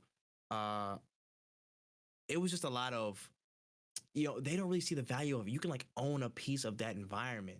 You know what I'm saying? You can own a piece of the ecosystem in the game, the environment, the economy changes. You know what I'm saying? You guys aren't really used to it now, but you got to unlearn some behaviors, and you'll get used to it and stuff, and you'll really enjoy and be invested in the stuff going forward. I'm just like, but my question is, how much of that environment do you get to own? How much of that are you pulling from it? Because that's really telling of if you're really driving to that. If that even makes any feasible sense for us to invest in, what are you getting out of it? And the obvious answer is you're probably going to get a huge cut of whatever item or whatever you purchase, and it's still in that ecosystem. So it's your money that's being traded around. You take a little bit off the top here, there. You know what I'm saying? A little percentage off of whatever purchase, skin, character model, vehicle, gun, blah, blah, blah. And then you get even crazier profits. That's why, like, I understand, and we're probably gonna say this shit probably like a million more times on this podcast in general for the rest of time. Like, I understand the application of NFTs, but when you pair that with a specifically gaming experience where people pay a base rate for a game, they pay money for DLC, they pay money for whatever selected skins that they want, and on top of that, you want to add methods and measures that add even more money off the top that they have to pay, and you just take, you use clip skin just for the sake of it, it doesn't really enrich an experience past a certain point. What's the reasoning? What's the reasoning? We do not want it. You know what I'm saying? I don't want it. I know all the random dudes, with, you know what I'm saying, with the what's it called, bored giraffe or some shit like that, some ugly ass, you know what I'm saying, some ugly ass wild ass farm animal and stuff on their profile pic right now on Twitter. They're gonna be like, yeah, man, yes, dude, yeah. But for the people who actually game, consistently, I don't think this is really of value to them. So, but they're not gonna listen to us. They're just gonna be like, yeah, whatever. Y'all get that next year. You don't understand it. Facts, bro. We'll see y'all. But it's apparently it's open, so studios can actually decide on their projects whether they want to include digits or quartz or not. So maybe that'll be subject to change as time goes on. We'll see. But my answer for me is, bro, like just focus on games, bro. Focus on yourself, King. Focus on yourself, please, man. And that brings us to our last story for Ubisoft. So we got some details on a project named entitled Assassin's Creed Infinity. So Ubisoft CEO Yves Guillemot dropped a couple of more details on the upcoming project, which is, of course, unofficially Assassin's Creed Infinity. On an earnings call, he stated that AC Infinity will not be a free-to-play experience upon release, so you're gonna have to pay some fees for that out of pocket. And the game will be packed with narrative elements as well as incorporate a lot of elements from many of the past AC games that the fans love. So it's being led by Montreal and Quebec Ubisoft, and the game was being described as a massive online platform that evolves over time with multiple settings touted for the game. It's looking a ways away, probably about a 2024 for a full slate of release or anything like that. What are we thinking? AC Infinity, man. Assassin's Creed Infinity. What are your thoughts on that? I'm good. Like, as rude as it is, like there's so many, and they change so often. I'm just like, I'm not a huge fan of the Assassin's Creed games. I'm excited for the Assassin's Creed fans, but every so often Assassin's Creed is like, oh, this game is sick, and then it's like, oh, like people are like, enjoy it, and then it starts getting like bad, and then they're like, yo, we need to stop again. Like, we always need to have this break. And I just feel like they should learn to just take the break regardless if the game is good or not. Like, they shouldn't be like, this game was good, let's make another one next year because it was good. Like, they shouldn't hit a bad game to reset. They should just reset all the time. But it's just like they keep pushing out new games in nonstop, and it's kind of getting annoying because it's like I don't have all this money to give you guys, and especially if you're gonna give me games that are like pretty similar or to the point where it's just like it's not really worth upgrading to the new game. I just feel like Assassin's Creed is going down a rabbit hole of like being a tired franchise. Yeah, unfortunately, I really want the best for Assassin's Creed because it's probably one of my favorite series. But I've fallen out of favor with it from like a long time ago. From whenever Unity dropped, I was like, yeah, bro, I'm good. I was actually where I stopped. I never even started, but like that's where I was like, this is shit, is trash. Yeah, I play some Unity. I was like, yeah, bro, I'm good. Never again. Nah, I'm not doing it. And that's where I fell out. But then I've seen how it redeveloped and kind of reinvented itself with Origins and stuff. And I'm like, yo, that's great. That and Odyssey, dope stuff. And then I've seen, again, it delves into like, yo, you're going into like 100+ hour games. You're putting a lot of stuff on the content side. It's like, yo, it's great, but like, damn, I don't got enough time for this. So it's not really my cup of tea. And now you're adding this giant multiple setting online platform that could be an Elder Scrolls Online type Assassin's Creed environment with so many elements and stuff, and Big Bang fanfare, lion growls and all stuff like that, like a giant circus show full of Assassin's Creed. And I'm just like, yo, I want you to pull this off, but I'm wary that you put so much time into other projects, and maybe how do you combine the elements of so many different Assassin's Creeds to make them into one holistic experience? Okay, you said there's gonna be a lot of narrative elements. It's gonna be like, it's just a co-op thing. It's gonna be completely online. It's gonna be like a DC online universe. You know what I'm saying? It's gonna be like that just for Assassins. Like, I'm very interested to see how it pans out. I hope the best for it, but again, given Ubisoft's track record with some of this stuff and the projects in general that they've had over the past couple of years, I fear for it, man. I like where it's standing, and shout out to fam in the chat. I was saying I like the gameplay format, but now it's turned from, okay, now you're just putting like a million hour games for there. I'm like, I can't play through all of them. It's like it's hard for me to get back into it when I personally have a time constraint just on different stuff. So there's that. And then, we were at the point where Assassin's Creed always had stuff going on. They always had like a drop every year. Then they kind of backed it up a little bit. They have this last one, Valhalla, dropping stuff. They dropping DLC like every like, few months or something like that. Something. And they're adding on to it already 100-hour game. And I'm just like, yo, that's a tall order for me. It's like getting into One Piece, nigga. Like that's a lot of stuff you got to get into. You might get, phased out because of the time constraint. There's just a lot of stuff that I worry about with this project. And I'm like, how will you pull people in with this AC Infinity stuff? Is it like a paid? Is it going to be like a what's the name? A Final Fantasy 14 online? It's going to be that type of thing where you have to pay a subscription every month. Yeah. And then you're in there. I don't know what this could be. You know what I'm saying? I don't want to speculate on it too much, but I really, really hope that narratively, there's a lot of cohesion and it comes out really good. And gameplay wise, there's too many things for me to explain that should have been back in the Assassin's Creed series in general. Where's the multiplayer? But that's my only thought. That's all I'm gonna say. You know what I'm saying? But in general, Ubisoft's approach should just be focused on making these games as good as possible. Please, just focus on making that. Don't worry about this other stuff. You have your little team do that on the left and right, whatever. But focus on making these core game experiences the best they can be. And I don't want to look at fires. I'm not Smokey the Bear. Thank you. That's my PSA. Oh, let me go, bro. Let me go to the bathroom real fast. I'll be right back. Yeah, I got you. All right, let him do his thing. But yeah, man, it's just like, yo, who's doing fires, bro? Fires. And shout out to Swim. Ayo, shout out to Swim, EQ, Jen. You know what I'm saying? Sammy, I see you. You know what I'm saying? Sammy, I see you in the other chat. Shout out to you, bro. Shout out to Ninjas. We see you.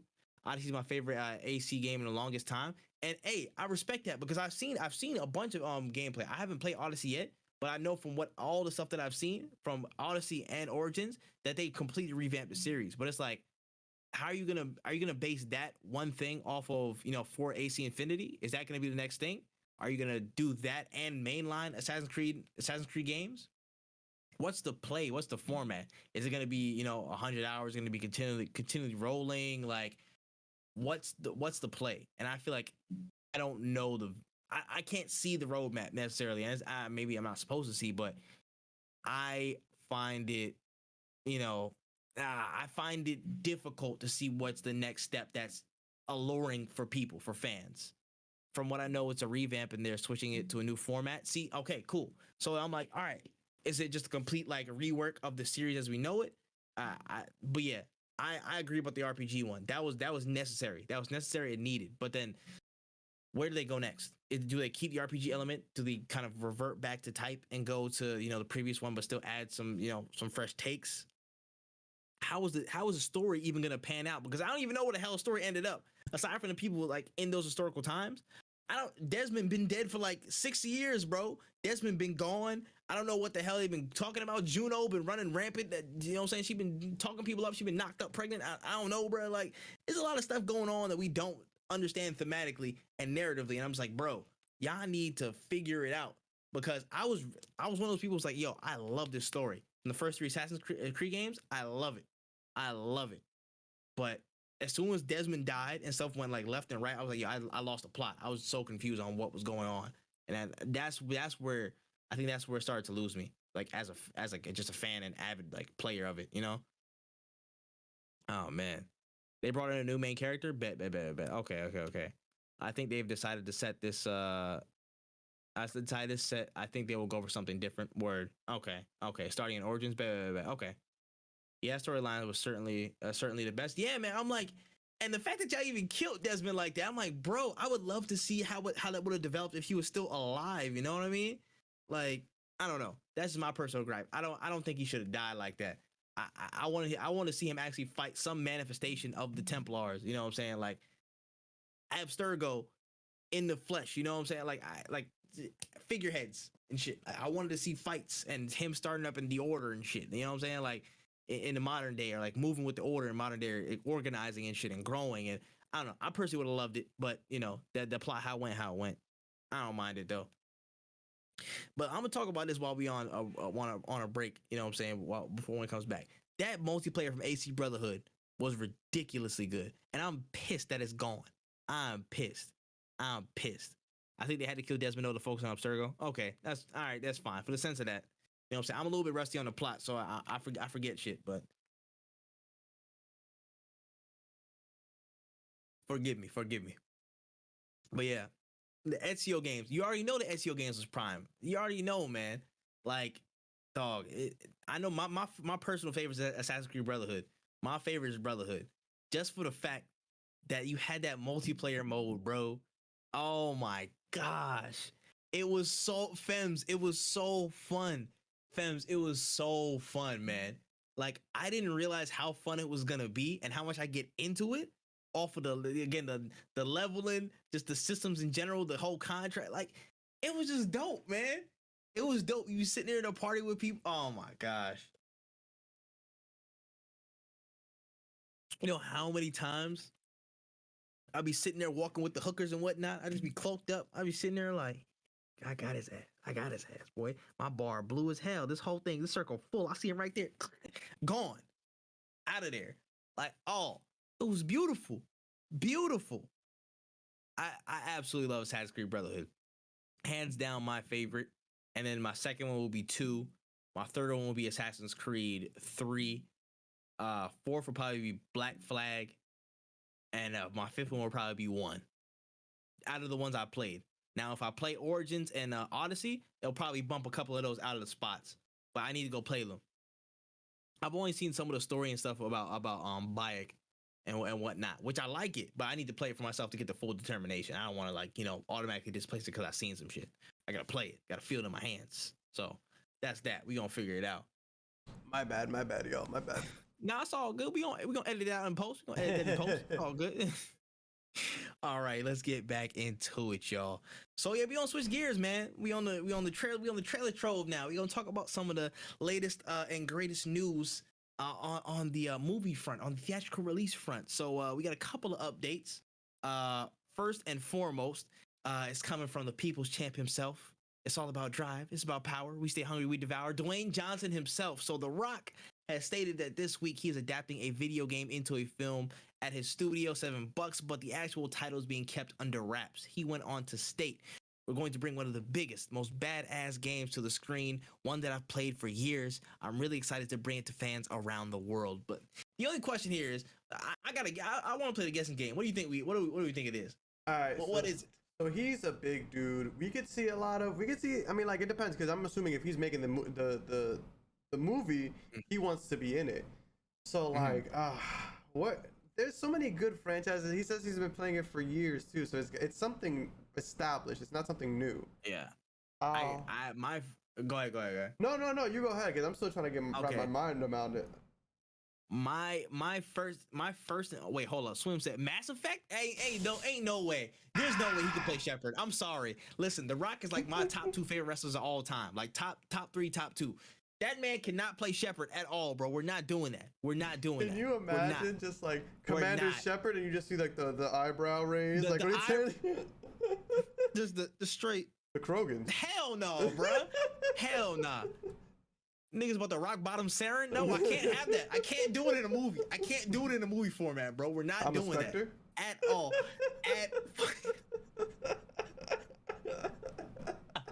I refuse. I would refuse, bro. I would talk to BioWare myself. I would drop kick niggas myself, bro. Where those pansy ass Reapers?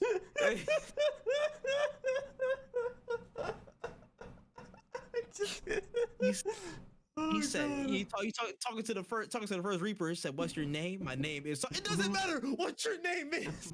Like you just see the dialogue options, like what's your name, and then he just skips it. Oh my gosh, bro. Nah, this man could not play Anderson, bro. He's not playing Anderson. He's not playing any of them. Nah, bro. Just make Anderson Keith David. Literally, just make him the voice actor. Just make him Keith. That'd be perfect. I would be fine with that. Just use the voice. Take it. And damn that choice. I resent that. My top guess is Gears of War. Now it's Gears of War because of the narrative. Really action based. He's talking about badass stuff and all that, blah, blah, blah. He's a big muscle born dude. You know what I'm saying? He's a muscle bound dude. And just the fact he said he's played it for years, And I'm thinking about Xbox and stuff. Okay, he was there with the first Xbox, blah, blah, blah, partnerships and all that BS, da, da, da, da, da. It seems that he has an easy into a lot of Microsoft IPs. So that makes sense logically that he can take Gears of War and actually make it to a feature film or whatever project he has. It seems that he has that access. To me, logically, it makes sense. You know what I'm saying? I think that's my choice number one. That's my choice number one. Yeah. I think oh my god. I don't have an order for him, but I could see it being Warhammer 40K. Just because that game is like early 2000s. He could have been playing it in his childhood, not necessarily now. Listen. But he could have been playing it. Put him and Henry Cavill in that hole. Henry Cavill been waiting on that role. He would love that. That's what I'm saying. Is like I think that would be it. And the thing is that that's a game where you're playing like super beefed up dudes who are like all about war and fighting. So hella like war, shooting. I could see a Warhammer game easy. Fact. We're not doing God of War. He's not Kratos. No, we're not doing that. You would have to the get only it way we from do God of Sony. War is if he was Hercules, because he already played Hercules in like an old ass movie from like 8 years ago. That's the only way I see him in that movie, and then he gotta die. I'm sorry. Unserious, bro. If I see him in any game that involves the same T-shirt that he been wearing in the same like Fast 5 movies that he did, or a Jungle, I'm done. I'm done. I'm done. I'm DDTing people, bro. There's no way. I can't see God of War just because Sony has a movie company. Like, you know, like Sony makes movies, Facts. so like why would they give it? Why would they hand it off to his company? You know what I'm saying? Unless it was like sponsored, but I don't think that they would give it to his company. I think if anything, they would just like make the movie and then cast him in it. Like I don't know if they would give it to his company to make the movie. You know? Facts. But and again, from what it sounds like, it's like him and his company have ownership over it. You know what I'm saying? Like so they're producing that. So I'm like, okay, cool. I think it's gonna be involved with that. So it's not like Sony is giving him the movie to star in and shit like that. Like, I don't know. I don't think it's anything else besides he's taking that IP and then he's producing it with $7 production, his company and stuff, and making it happen. Like, I wanted to look through some of the quotes to see what people have been saying. This nigga said Kingdom Hearts. Get the hell off my screen, bro.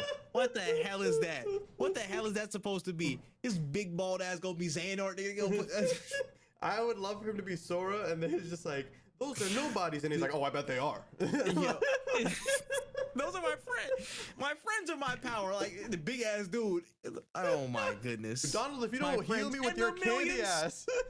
Thanks. Oh my goodness. GTA? Nah, bro. I don't know. He'd have to have co-stars for that, bro. I don't think it's that. What if they just what if he just remakes Doom? What if he just remakes Doom? Actually, I think we're ready for. He actually retcons Doom. I think that'd be the ultimate redemption arc, though. I'm not gonna lie. If he retcons Doom, that would be hilarious. But he needs to actually be the Doom Slayer. You know what I'm saying? Yeah. He needs to actually be Doom. I don't know if he do it, but that would be a funny thing. That would be a funny thing. The thing about Doom, he said he would. It's like I love the series. I love the silent protagonist. If he was a Doomsayer, I don't know, like, because the thing is, like, I write scripts on my free time. I try to get more into it, but like, I like would love to do a Doom movie, but it's really hard to capture Doom guy as like a character without making him talk. But like, so like, maybe even if he was just like a really good fucking Marine who fought a Poseidon or just in the universe, like, I don't know, like, it would have to be. You'd have to play around with certain IPs. I just don't feel like fits so well because Doom is very gameplay centered. You have to have something with a good narrative that is really like captivating. Because a lot of Doom's story or lore isn't in the game itself. It's just like you just went through an entire fucking level of hell, and at the end you fought a bad guy. He blew up. Crazy. Let's go to the next level. That's kind of how Doom plays in. So I don't know how a movie would play like that. You know?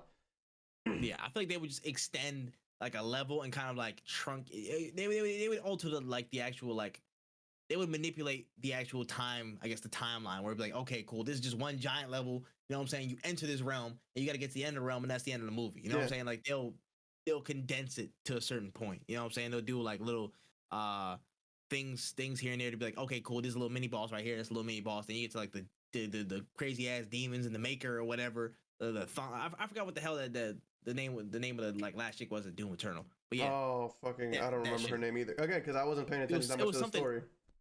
It was something Maker. It was something Maker. MAKYR. It was something. I don't know. It's wild. It's wild, man. He was already in a Doom. Yeah, that's what I'm saying. That's what he could retcon the 2003 Doom movie. He could retcon that because that Doom was ass. That dude was straight ass. He could retcon it. He could redemption arc. We'll see. But that was really interesting to me, man. You know what I'm saying? The Rock, you know what I'm saying? He rock bottom into theaters in the next couple of years. He's gonna be back with a new film that's video game based. So I'm hoping it's what we want. I would love to see Gears of War because that just makes sense. The most. You could just throw a bunch of random like muscle bound people in there, just have a good old time, throw some comedy in there. Be a great time. Be great. It doesn't even have That's to be cool. like the actual game because it's already an established universe. You can have your own stories in it. Facts. You could literally just like put them in a unit that's next to Marcus Phoenix, and then they go one way, and then you go one way. Yeah. Wonderful. Doesn't even have to do anything. You think it'd be Punch Out, Fems? This man said it was gonna be Punch Out, bro. What? Ain't no way. That'd be kind of cool. Who the hell, Little Mac? But Is he Little Mac? That's a big ass Little Mac. No, he could be his coach maybe. The trainer? Oh, he could be the That'd trainer. be interesting and like, oh man, I don't know. Oh, Doc. Yeah, okay, yeah, Doc. Yeah. I don't like. It's so hard because it's like when I think about him, he's an older guy, so I'm assuming he was like around the Super Nintendo era. So it's like when I think about games that he played as a child or like growing up, it's like really hard to narrow down what he would want to do, and also like have the rights to, because that's another thing. Is like you have to have the rights and the studio to be able to make something. So I don't think it's anything off the walls, but I also don't think it's like something we wouldn't even have heard of either. Like he's not gonna be like, I'm gonna make a Pitfall movie and it's just like B-roll of fucking Jumanji. Like I don't think it's gonna be that, you know? Facts. Yeah, no. I think it's gonna be something that again he can sink his teeth into. That's really action based. Again, based off what he's saying, is action heavily, you know, influenced by that stuff. Badass characters are badass in general. So I feel like it's gonna be heavy hitting in that way. I really think it's gonna be Gears of War. That's my first guess. If it's gonna be some off the wall shit like, you know what I'm saying, like Persona, nigga, I don't know what the hell that's gonna be. Like I don't know how you even got that. I don't know how you even got that. I don't know, bruh. Listen, this man say he gonna be Ganondorf, bruh, and Zelda. Listen, he could be a Ganon. He gotta fix his nose up, you know what I'm saying? But he could be a Ganon. But that's wild still. I'm like, that's still be pretty like left field. We just got we didn't even get a Mario movie yet. Let's not think that Nintendo has already signed off on more movies yet. Oh my goodness, I forgot that Chris Pratt is Mario. We gotta figure that out let's first. Let's move on to the next announcement, man. Fuck that. Let's move on to the next announcement. Let's get out of here before we talk about that, man. Oh shit. Hey, you just cursed it's cursed images, man. It's cursed images. Damn, bro. I'm spitting facts. That's what we do here. You're right, but damn it, the truth hurts. All right. The next announcement in the trailer trove section. According to Deadline, a sequel to the 2021 remake of the fighting franchise Mortal Kombat is now being developed. Now we have Jeremy Slater from the Moon Knight MCU series that he's currently working on. He's currently set to write the story for the sequel of that, and it's now greenlit for development. So my question is, how do we feel about it based off the first movie? How do we feel about it coming? Who do you want to see? Because I mean, sequel stuff's building a lot. What's going on with it, man? Mortal Kombat 2. Funny. I read that and I thought it was like another game. I was like, oh, cool, another Mortal Kombat game. So I watched like Mortal Kombat the movie. It was not terrible, which is a very big compliment to live action video game movies. Hey, deadass though. Like, deadass. I'm gonna be honest. I was going in there expecting the freaking worst. I was ready to be like, yo, it's gonna be good. Yeah. But you know what? It wasn't that bad. I was like, yo, that bad. This is honestly all right. I'm like, I was trying to rationalize all the stuff I was seeing. I'm like, okay, I understand why you made certain things the way you did, just to give some type of like dramatic explanation to like, okay, how they have powers and stuff like that. Like they actually, and they held really close to like, you know, they had a lot of references. It was like laden. It was riddled with references and stuff, which I loved. I was like, yo, that's dope. For people who like love the Mortal Kombat series, this is like an actual little tidbit on top for you. Yeah. I did have problems with, of course, you know, everybody gonna say the same thing. Cole was not the most dynamic of characters, especially main characters, to do, you know, major work on other established Mortal Kombat entities. Like I don't know how he did the certain shit that he did, but that's no me, puppy. That's no me. I don't write the script. That's not me. I am still honestly expecting a little bit of something. I don't know why. Like a little something. I'm like, I don't think it's gonna be. I don't want to say I don't think it's gonna be worse, because it could be. Like it very well. It's not like video games where you can just reuse shit so that it's fun again or whatever. like movies can either be bad or good. Whereas like for example, if it's something like another Mortal Kombat game, if they use the same systems that we enjoyed in the first one, it won't be worse than it because it will be it. But it's a movie, so they don't have the same like cushion that most video games have. So I'm excited for what they set up at the end of that movie. I just don't know where they're gonna go with this movie. There are things that, like, if it would have just been one movie, one standalone film, I wouldn't have been like, I would have been like, I honestly would give it more credit now than I'm giving it, because like if it was just standalone, I'd be like, okay, that was cute, we have whatever. Like Cole was annoying, but I don't really have to see him ever again. But now we're gonna try to make this into like a series or a franchise. It's like, all right, well, you killed off a good amount of the characters. I mean, it's Mortal Kombat, so they can come back or whatever. But it's like, you killed off some pretty good characters, and like you killed off evil characters, but like obviously the evil people can come back because they're evil. They'll go to I'll pull them from hell or whatever. But it's like, man, I don't know. Like, it's not something I was asking for, but I'm not something I'm against either. It was a pretty okay movie. It was fun for what it was, but I don't know if I want to see more Cole. Like Johnny Cage, I would love to see Johnny Cage, but facts. That's a fact. I don't know. Like I personally think this is a good time. You know what I'm saying? I still think there's like some pretty enjoyable parts that can be salvaged from this run of Mortal Kombat. But now is the time to kind of switch gears and make Liu Kang the main character. You know what I'm saying? Make him the focus. You can put Cole to the side because he pretty much had his, his run in. You know what I'm saying? You gave him the whole fleshed out story. He's the descendant of, you know what I'm saying? He's a descendant of Scorpion. He got his powers, his family cool. You can put him there, and now you focus on other things, bringing in like a Johnny Cage. Like, okay, maybe Stryker's still out there. You could bring him in. You know what I'm saying? Like all these characters who are outside of that realm that we haven't seen yet, bring them in. Focus on that relationship between, of course, like Liu Kang and how what's the name? Shang Tsung already killed old boy, which is wild. I don't know why they did that shit so early, but that blew me. But it is what it is. They killed Kung Lao so early, so you can focus on that, make him the main character, figure out how he becomes an actual monster again. You know what I'm saying? Make him do that. What was it called? And of course, the movie wasn't really like, it wasn't the tournament. Like they BS'd it to be like, yo, this is before the tournament even happened, bro. Like we didn't even do it yet. Yeah, I gotta chill. Y'all going crazy. So make it the actual tournament. Bring in some new people. I personally wanted to see again a Johnny Cage would be great. Give me Quan Chi and give me a Shao Kahn. Give me a hint of Shao Kahn and make The Rock Shao Kahn. I'll take it, bro. Double that movie up. Actually, maybe the timing is very interesting. Because I was thinking about that too. I was just like, a fucking minute. That nigga might be Shao Kahn. Nah, he might be. He might be. He might be Shao Kahn. Yo, that might be the movie he was talking about. It's a game that started back when he would have been younger. A kid. Yeah, he's been playing game. Yeah, he's been playing it for years. It fits the action bill. filled. The only thing is that, like, did his company make the first one? Nah, I don't think he was involved with that. That's what I'm saying. It's like, unless they gave him, because WB owns MK. Yeah, right.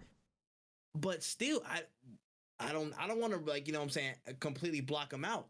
I don't want to block him out. Maybe it's just him and maybe some consultation from his team that's involved. I don't know. Hey, I want to completely block out this option now. Yeah. That's interesting that these two stories popped up at the same time, though. Interesting. I don't believe in coincidences. I don't, man. If you smell what Shao Kahn is cooking, all right, I believe it, man. This might be up there. Who's the champion of Earthrealm? It doesn't matter who the champion of Earthrealm is. He said the people's champ said, like, nigga, all your ass. Oh, God. Oh, man, that's great, man. All right, that's enough for the trailer trope. That's enough for the movie stuff for the day. I got a couple topics left, man. Let's talk about it real quick, man. We are getting closer and closer to some mobile goodness, as this week it was officially announced that the Steam Deck, thank you, the Steam Deck handheld is set to release on February 25th. We've also heard that the Steam Deck is coming out with the quick resume feature to allow for seamless transition between devices for the user. So if you're playing on your Steam Deck, you can easily jump back to the PC and vice versa without, your game closing out or anything like that. So we got a quick switch between PCs and consoles, or handhelds, or whatever you want to call them. Coming out with a lot of solid specs, of course, out the gate. A lot of good technology that's built on. This might be breaking some wallets, even more than before for this year's gaming activities. So the Steam Deck, what do we feel about it? You know what I'm saying? I had an interesting little side topic that we also saw this week with people, you know what I'm saying, trying to automatically drop it in with the Switch. What you feel about a Steam Deck, dog? I own a Switch. That's kind of how I feel about the Steam Deck. Not even like a console war kind of thing. I just own a Switch. I just don't need another mobile with it. Like I don't need to have like, so this is how when Panda isn't over, I literally sleep with like my Switch on the side of me because I will just play and then pass out and just put it next to me. Like I was just like, I don't need two mobile devices next to me. In a Switch? Yeah, like you little spoon in the Switch right now? I tuck it in. It has its own pillow. Like I put a little bonnet on the Joy-Con so there's no drift. That's how I sleep. I sleep with my Switch to my side. Nah, bro, nah. Like when my girlfriend isn't over, like what am I supposed to sleep by myself? That's lonely. Somebody's gotta keep this spot warm. What the hell you talking Somebody's about? gotta keep it warm. Nah, but Might it's as like well be Kirby. Exactly. But it's like it's not even like a console wars thing where I'm just like, yo, I need like the Switch is better than the Stream Deck. I think they're both solid consoles. I just don't personally, my opinion, don't see the need in my Stream Deck because it's running games that I want to. Usually, all the games on my PC are games that I want to play on my PC or games that I want to play on a big screen. So unless the Stream Deck comes out with like a dock, which is why I love my Switch, is that I can easily take my dock anywhere, and then my handheld console becomes a home console when I'm playing with people, or when I have a TV available. Because like me and Panda will be like, oh, I want to hang out at my house for today. I got shit to do. And I'm like, all right, cool. Take my Switch, boom. I got a whole thing there. I'll just plug it up to her TV. If she's using the TV, boom, I'll just play it on my handheld or whatever. But like, I've never been like, yo, I really want to play Street Fighter 5 on my in the handheld format, or like I really need to play Mass Effect 2 on a handheld format. Like I'm not personally, I don't really want that. I have my Switch for very specific things. It is my JRPG machine. It is my Nintendo machine. And that's another huge thing, is that the reason I like my Switch is that it has Mario and it has like Zelda, Kirby, like it has the things that I want. And I know already, because I've already seen the comments, and it's so fucking annoying that people bring this into the conversation like if it's a valid fucking thing. Well, on the Stream Deck, or the Steam Deck, I keep calling it. Is it the Stream? It's the Stream Deck. Not Steam. Oh, it's the Steam Deck. My bad. Sorry, not a big fan of the name. With the Steam Deck, you could just emulate Nintendo games. You can emulate a Switch on it, and then it's basically the same thing. No, it's not, because then I gotta do illegal shit, and I'm not trying to get fucking arrested. So I'm good off that. I'm not gonna be downloading the wild. Allegedly, I'm not gonna be downloading the wild emulators. That's a lot of work. I already own a Switch. I'm just not gonna get a Stream Deck. I already own a PC. Like that's the biggest thing, is that I already own a PC. Now, if you're telling me that it comes with a dock that you can plug it into a TV, and now you have now your PC library is on your TV, and you can play with a controller or whatever, that is something different. That's something else. So that's a Steam Link, which I own, and I lost the pieces for it, so I don't play it with it anymore.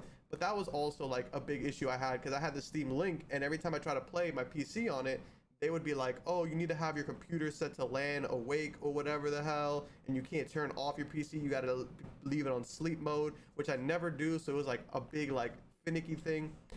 I'm excited for the Steam Deck. If you don't own a Switch, I think if you want handheld gaming, I think it's going to be the best thing for you. But if you're somebody who like wanted to play Mario games, I mean, I would say get a Switch. But again, it's really for the kind of person you are. And I think it's going to be a great console. Will I think it'd be bigger than the Switch? Probably not, but I think it's gonna be a solid console. I think it's cool. A lot of promise. I saw somebody hook up like a fight stick, and they were playing Street Fighter on there. Like they popped it up, and I was like, see that. I was like, oh, this is kind of cool, because if you're like if you're in an airport, and like, because he had like a little fight stick that was just buttons. I was like, oh, this is cool, because if you're just if you're on a plane or whatever, like you could just go ahead and like start labbing your combos or whatever. You're gonna be fucking annoying as shit on the plane. I'm not gonna lie to you. I own a fight stick. That tapping, that shit is gonna drive everybody up the wall. But I think it's cool. I think it's a cool system. I can't wait to see when it releases. If they drop a little cheaper version of it, I might cop up, because I do like the idea of being able to play my PC games on my TV. But it's still kind of a no for me, dog, because I'm still pretty broke, and I ain't got it like that. I ain't got double handheld money. I feel that, man. And then for me, I don't got too much thought on it, but I'm just like, yo, don't compare, the Switch with this shit. I understand they're handheld, so you're gonna easily drop into that pitfall, but like, listen, the gaming niche and the audiences that they're serving are completely different. I'm Yeah. sorry. They are very, very, very much different. Nintendo's got its own bubble. They're in, again, I'm gonna say this every time. They're in a treehouse, bro. They're in a treehouse. Don't talk to them. You know what I'm saying? They're dealing with their own stuff. There's only a couple times that they come outside to come talk to y'all. That's like Rocket League. That's Apex, and that Apex version is trash. So they went back to the treehouse for that. There's not really much overlap. So with the Steam Deck, just focus on it being a good product when it comes out. I think it's gonna be really good when it drops. Again, they have the dock that it's gonna come with. Well, it's sold separately, but it's still gonna come out. The dock is there. They have a lot of different capabilities that can come with the Steam Deck. I personally want it. I'm not gonna get it off rip, but when it's time to, I'm gonna get that. And then I am gonna get the Switch when I have time. I do not have a Switch currently, but I want both just because I want that capability. Like I want to see what the Steam Deck does when it hooks up to a TV and stuff, and it's like, oh, I can play some of these Steam library games on the go. That would be dope, honestly. If it runs very smoothly, which I think, you know, to a certain extent it will, and we have that on that side, I have a Switch covered. Like, it's more coverage for me. It's more coverage. So, if, you know, I think I'm gonna have the bandwidth for it over the course of a year. So I'm like, yo, I'm gonna get that. I'm gonna get a Switch. Yeah. I think it's a good deal, man. So, and this thing, of course, comes in different sizes, like the different capacities for storage, like the 512 gigabyte and on down 256 and whatnot. Yeah. So there's different preferences on pricing and all that jazz. So it's gonna be dope, man. I think it's gonna be a good release. And again, just for the people that like love to compare shit for no reason, stop comparing it, bro. Just go crawl into your hole, dog. Please. Like, Go compare the bitch you got. I hate that like we keep drafting consoles into this war or like this competition because it's really not. Every like, time. Not, Every time. It's It's not like, a yo, competition. Like Valve was doing this just because they can. yeah. They got so much money. It's like, yo, we don't want to necessarily compete with anybody. We just want to drop this handheld, honestly. We're competing with ourselves. Like, yo, do they want this? Probably. Ship it out. Why not? They've been trying to take the PC gamers out of the desk space and fall into the console Facts. space for a while now. And you can see it with A things long like time. the Steam controller. I remember when that first got announced. Ugly Yep. as hell, but very interesting, cool. Facts. I liked the idea and the concept.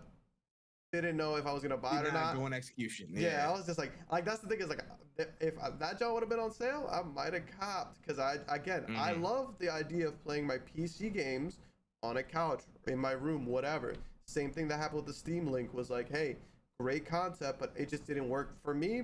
It just didn't work out. Like every time I try to set it up, basically what they want, the only way I could get it to work is if I went and downstairs turned my PC on, went back upstairs to my room, and then turned the Steam Link on. Then started playing the games, and I'm like, this is cool. My internet was very weak, so it couldn't support like a really big graphically intensive game. So there was still input lag. So I was just like, again, great concept, just not for me. The Steam Deck though seems like the right move for them, and I'm excited to see what happens. Because again, if it works out perfectly, why wouldn't I? Like, why wouldn't I want to play my games on my TV from my Switch or from my Steam library? Because there's obviously more games that I have on my Steam library than on my Switch, like in general. But don't compare the two because it literally holds no purpose, and nobody's going to sit there. If somebody's arguing with you seriously about why the Switch is better than the Stream Deck, they actually have nothing better to do. You guys are literally both people with too much time on your hands. Like you're better off playing your games and just not talking about them. I told you, man. They need to go compare the bitches they don't get, bro. You know what I'm saying? Like that's what y'all need to be worried about. Check the specs on that. Yeah. What's the specs on the hose? Like y'all don't like what are y'all doing? Y'all are just talking about like handheld. Just play the shit, bro. It's cool. I bought one. You bought the other one. Is that shit cool? Yeah, that shit's cool. My shit's cool too. We're cool. Like, what's the overclock speed on you getting no business? Like, you know what I'm saying? Like, bro. It's always the funniest joke. It's the funniest shit ever. Oh, that's great. That's great, bro. Oh man, that's fantastic. Comparison is the thief of joy. Yeah. Remember that, folks. Remember that. All right, on to the last topic of today. So we've heard a lot on the Twitch space. We got a lot of reports that Twitch is releasing a new ad incentive system for a selected amount of partners and affiliates. So depending on the size and output of a channel, an incentivized ad offer is given in which you can select your preferred offer, stream and meet those requirements across any given month, and then get paid on those set metrics. Now, this has been met with some mixed reactions, but it seems to be pushing forward as an initiative for more substantial and steady income for streamers moving forward. Now, we've had a couple of set of some of the looks of it. Of course, Zach Busey tweeted about it a lot and expanded upon some of the details. What are you thinking about this, Wen? Because there's a lot. There's a lot more to this that I first noticed, man. So at first I was excited because I was like, mind you, if you guys are in my Twitch right now, you realize like you can't sub to me. I've unaffiliated for a while now. Actually, this September will be like a year. I don't plan on affiliating again. Mostly because like the idea, like the ones that I see here, like the incentives are like run 2-minute ads per hour, stream 40 hours a month. That is $500, right? Obviously, $500 doesn't really get you far in 1 month for certain things. Now, the one that says run 4-minute ads per hour and stream 40 hours a month, that's $1,000. That's $12,000 in extra a year that you could really put towards some good shit. So most people are gonna probably opt for the most ad time to get the most money. Here, my biggest issue is the 40 hours a month. So I don't know who has an extra 40 hours a month. I stream twice a week. I used to stream 3 days a week. Let's say my streams are like 2 hours a piece, because that's about the average of my streams are like 2 hours, give or take a 3-hour, 4-hour stream here or there. That is just kind of crazy, because you would have to do, if you do 2 hours, you would have to do 2 hours a day, 5 days a week, every week. You can't miss a day of streaming. And you have to run the ads. You have to remember to run the ads every single time. And to get the 1,000, I'm not saying it's impossible, but for people who have full-time jobs, how many of your favorite streamers who are partners but are not full-time, how many days a week do they stream? And how long do they stream for? Because that's one thing that they should really look into. Instead of being like, do 40 hours a month, they should see the average of how long these people stream to begin with. Because when I was in college or unemployed, I could do 40 hours a month, no problem. But you're not gonna pay me $1,000 to run 4-minute videos, or like, let's say it's 8 minutes of ads a stream. One stream is 8 minutes of ads. You're not gonna pay me $1,000 to stream it to the 5 people average that I have. You're not paying me $1,000. If you are, that's insane, and I think we should keep this shit for real, for real. I think it would be amazing, because then but like real shit, I'll affiliate tomorrow if that's the case. Like, oh, you need 5 average viewers to get $1,000. I would do it. No, I would do it in a heartbeat. And most smaller streamers would make the hours. They would find a way to make the hours, because that's a great incentive. But that $1,000 is 1,000% for people who are averaging at least double digits, if not more than 25 viewers on average, because that's a huge thing, is how many people are watching these ads. How much money are they really going to pay? Because they're not going to pay you to stream to 2 or 3 people, because people are just going to start their stream, run the ads, and then like do a sleep stream, or just like, oh, I'm writing my paper for college, listening to DMCA free music. Run an ad. Can y'all hook me up with the views? Because I know people who will like sit there and be like, no, I'll watch it for you. I'm the 2 viewers. And that's what it comes down to, is like, how this seems kind of too good to be true from Twitch. Yeah. I feel that, man. And this is what the thing is, man. Like, for me, there's a couple of different areas where I'm like, okay, what are we doing here? And this is where things can get a little bit hazy. One, how is this rating going to be broken down on viewership and size? Because I'm pretty sure the discrepancy is going to be huge. Of course, it's going to be ridiculously, huge between people who are like, mid-sized streamers and people who are the tippity top or whatever. I think there's going to be a huge gap between the payments and the payout options of whatever tier you go, the lowest, middle, or the highest. It's going to be like, oh yeah, probably be like, maybe $300 max for some of the mid-tier people. Yeah. 300, 400, maybe 500. I say 600, 700 max. 700. It would be like 30% lower than 1,000 that you might be getting if you're like, at the tippity top or whatever. I think that discrepancy is going to be really, really big, and people might not notice it, and it might not be, worth it. The opportunity cost might be too high for that shit to stream 40 hours. 40 hours, a whole 9 to 5 work shift. You know what I'm saying? Unless that's all you're doing as a full-time content creator, or you have some other venture that allows you all that time, cool. But otherwise, people have jobs, people have things like that. So I'll apply my case in this sense. I'm working a 9 to 5. I got a job Monday to Friday. You want me to put another 40 hours on top of what I want to do, or whatever amount of hours, you know what I'm saying? Of course, up to the creator. Another 10 hours a week.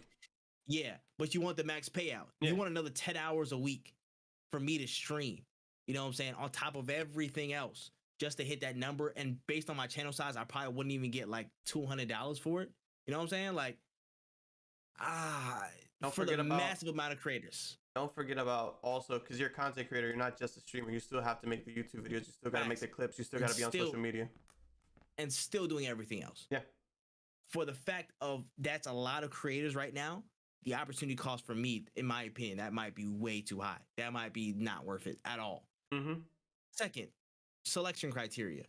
Who is it going to? Because it's not going to everybody at one time. You're not dropping this, it's not going to be ubiquitous across the platform. Who are you dropping this to? Because I would love to see a very balanced and eclectic mix of people in there, i.e. get black folks in there, get POCs in there, you know what I'm saying? Get a varied amount of people in this actual program. But we know who this probably gonna go to first. I don't even need to say no more on that because it is what it is. Can we get some representative analytics that deal with this? So that's gonna probably be a hiccup that they're gonna run into, quote unquote. And how is it gonna affect the viewing experience? Again, will the ad selection kind of be how the Twitch is usually set up, where you can put ads pre-roll on certain points or every certain time interval, or you can press it whatever and it'll count? Or how will it affect people, and especially for like people who are subscribers, people who are subs and avoid ads? Do they still have to see these ads for you to hit this quota? Yeah. Will it affect them being able to have an unfettered viewing experience, or will this affect them too? Will this drop ads into the middle of that so nobody has an ad-free viewing experience? What's going on with that? I think hopefully the likely option is subs won't get affected by this, but everybody else will. But then again, nobody's seeing the ad since subscribers are there. So it's a lot of different variables that could create a situation that isn't worthwhile for a lot of creators. That I just find it very wary. I understand that this is a utility in this is that it's more stable income than just the subs and the actual just bits and stuff where Twitch takes percentages of anyways. Yeah. So it's more stable, but in the sense of you making all this output for certain things, and it might affect your viewing experience, and it might affect how much quality you put out in terms of all your streaming 40 hours a month, and then you got to do all this other stuff on top of that still to meet that quota. So it's a lot of unknowns that I think boil up to a situation that isn't really worth it for me, unless I'm a certain size, unless I'm I'm doing crazy ass numbers. I'm getting already 2,000 subs, and I'm like, okay, at that point, I'm already considering being a full-time creator. I might as well throw this into the mix and just kind of go for it, because I'm getting an extra 1,000 off top anyways for the stuff that I'm already doing. That is where it might be more beneficial for people who are kind of getting closer to that borderline of, okay, I'm getting a substantial amount of steady income from all these ventures. All this Twitch stuff is giving me decent money. I can add this on top, and I'm already not doing nothing too crazy. Maybe just stream a little bit more, continue with my output, and I'll be good. But for everybody else, which is a vast majority, this might be a little bit more dicey. Yeah. Another thing too is what you have to a lot of people have to consider is and I think it's so running the ads, it wouldn't even, for me, if I was let's say I'm even just a part-time, I make enough money to call this job part-time. Let's say running the ads wouldn't be horrible if I get to choose when I run the ads. So for example, let's say I'm doing two hours a day. A perfect moment would be all right guys, we're about to finish the first hour. We got 4 minutes until it's 56 minutes into the stream. I'm gonna run my 2 ad breaks back to back. So I'm gonna run for the first hour, the 4 minutes, and it's gonna start the new hour after the end of that ad break, and then we're gonna go for another ad break so I can get all 8 minutes out of the way for the whole stream session, and do it like that. Facts. And I would just tell my community yo, just keep me tabbed up, keep me unmuted, just so you guys can help me support me, and this is the best way to do it, or whatever. You could finagle the bagel so that it's not super interrupting on people's stuff, because I know there's times, especially all of my K-Dot, Cozy Chris, all of my Apex streamers, every single time a good part or a good fight is going on, I get hit with a dumbass ad, and I'm just out of the mix for a nice 2 minutes when they're fighting the biggest fight of their life. And then I come back in and they're just that was amazing, that was crazy, you guys see that? And I'm just nope, no, I didn't see that, because I was too busy watching DoorDash deliver DoorDash pizzas into a scary game. Haha, funny the first time, I've seen it a million times. I understand it, and I don't knock the hustle. I don't hate it, because I know that if I didn't want to see it, I'll just sub. I have reasons why I don't sub. It's my own personal choice. But that is one of that's one thing that I didn't like about ads. But if you're telling me that they can run the ads whenever they want, I think it would be a good idea. Because then even if you go to the bathroom, like if you're like, if I, like me, I go to the bathroom all the fucking time. I could be like, hey guys, I need a 4-minute break. So here's a few ads real quick. I'm gonna be back, and we'll rock out some more. I think it's great. I think this is a good step for Twitch, as finicky and as funky and as not good as I feel like it's going to roll out as. I think it's a step in the right direction. Like, they got the good intentions, bro.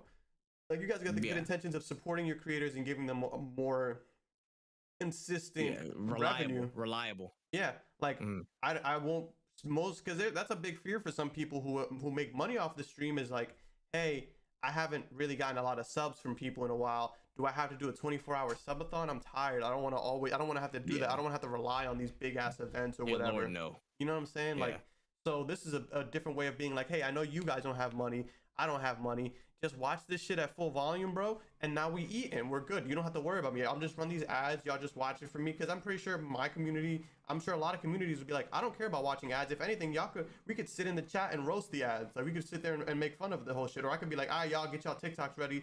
I'm about to run the ads. Keep this shit up. And we'll talk or do whatever somewhere else or whatever.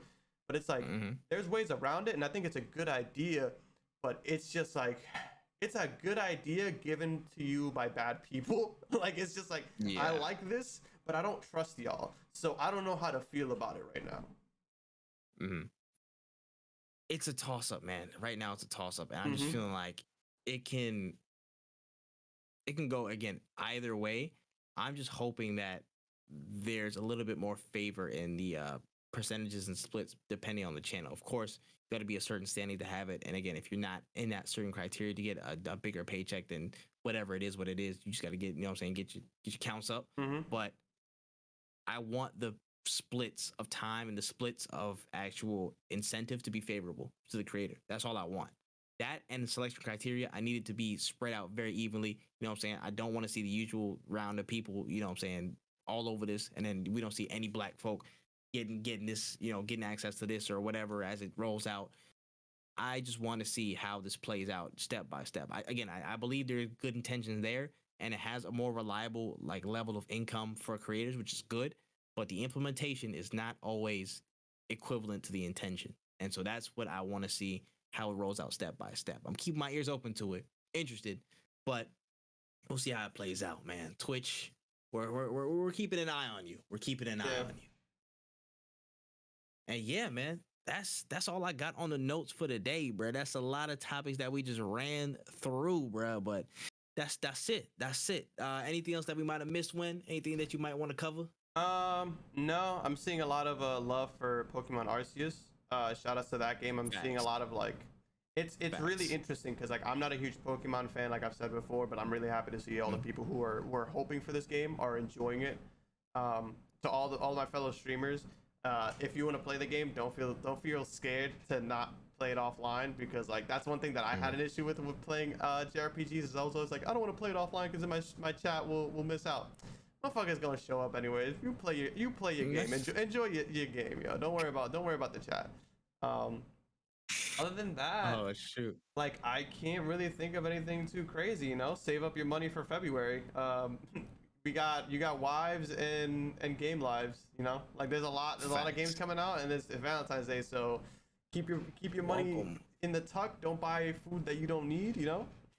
Save up. Facts. Welcome to fucking Armageddon, baby. Yeah. Oh yeah, before I left out, there was one little thing. There was a rumor. I didn't think it was substantial enough to be included in the news, but there was a rumor that Apple wanted to work on its own video game console, and they might already be working on a video game console, and I'm like, y'all might just be the Stadia, bro. Y'all might just be the Stadia. Unless y'all got some crazy, you know, it's Apple, so they gonna have some crazy studios to make actual money on this stuff, but I don't know. So my brother actually owns an Apple TV, and on the Apple TV you can connect Bluetooth controllers, so that includes PS4s, things like that. So my brother actually, every time I go over to his house, he always wants to play me in 2K on the Apple TV. Mind you, it plays worse than regular 2K, which is insane to say out loud. But I don't know how the fuck you do that. Yeah, for him, who is a very, when I put a very casual gamer, like this is his shit. So he's like, yo, play me some 2K. I'm like, you know, I'll humor him, but like this wouldn't be this isn't too far out of their wheelhouse because of Apple Arcade. I just don't know if they necessarily will have the facilities to have a full grown, because their PCs don't even have games on them. So like, and that's the only thing that I can really think of that would be like, hey, we've already built this. Let's just take this and make it a console. So it's like, Facts. they might go into the streaming world, like they might go into Stadia, they might go into like Yeah, like the Stadia, Lumia or route. whatever.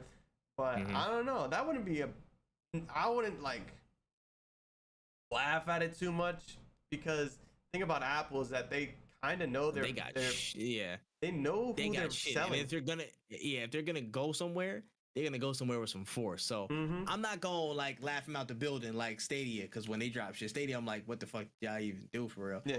Apple might come in and they might have like, yo, we've been working with like 8 studios already on some brand new first party IPs and shit, and it was like, Yeah. all right, bro, y'all got it, cool. Whoa, we didn't know you had it like that, you know. So I really think it could be something. But Apple just has to have a big fanfare. They got to roll it out like crazy, because if you don't come hard with, again, exclusive stuff, and a format that's actually palatable to people, like, again, the streaming thing might not be as fruitful. You know what I'm saying? A streaming console, because of the internet speeds that are still pretty disparate across, you know, the world. Yeah. So if you come with something that's crazy, it might be accepted. We'll figure it out, man. But I think interesting. I'm not saying it's crazy, but it's a little bit crazy. It could sneak up on us in a couple of years. Yeah, for sure. But yeah, man, that's all I had on that. There was a couple other stories out there, but other ones was like, man, whatever. Shout out to Shenmue, the anime that's arriving on February 5th. Shout out to Shenmue. It's gonna be on Adult Swim. True. And yeah, man, that's all I got for this episode, man. Episode 7, bro. Any final lasting thoughts before we get on out of here? Drink water and stay safe. Facts. Factual. Oh man, if y'all don't, you know what I'm saying, follow everybody on the socials and all the, you know, channels that we're on, please change that about your life. You know what I'm saying? Something's missing. I know it's somewhere deep down in your core, and it's that exact thing. You need to follow us on all socials, and I'm pretty sure all your problems will be solved. Don't ask me why I know that or how I know that or any evidence, but I think that's it though. So you need to follow No Cooldown on Twitter. You need to follow Wotaku channel and When Easy on YouTube and Twitter, respectively. You need to follow That Man Tripp on all platforms. You know what I'm saying? This content's dropping everywhere. Y'all need to stay tuned. All these games dropping, and we dropping content left, right, and center. Y'all need to get locked in before I get left behind. So please do all that. Drink your waters. Tell your peoples you love them. You know what I'm saying? We will catch you next time for episode 8 of No Cooldown.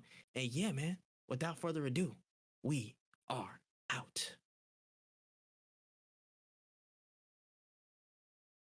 Boom! That's a recording. And scene. Oh shoot, man! Good episode, bro. Appreciate you, dog. I'm happy we had it. There's so much nonsense going on today. So much fuckery today, man. That definitely lifted my mood. I can't even front.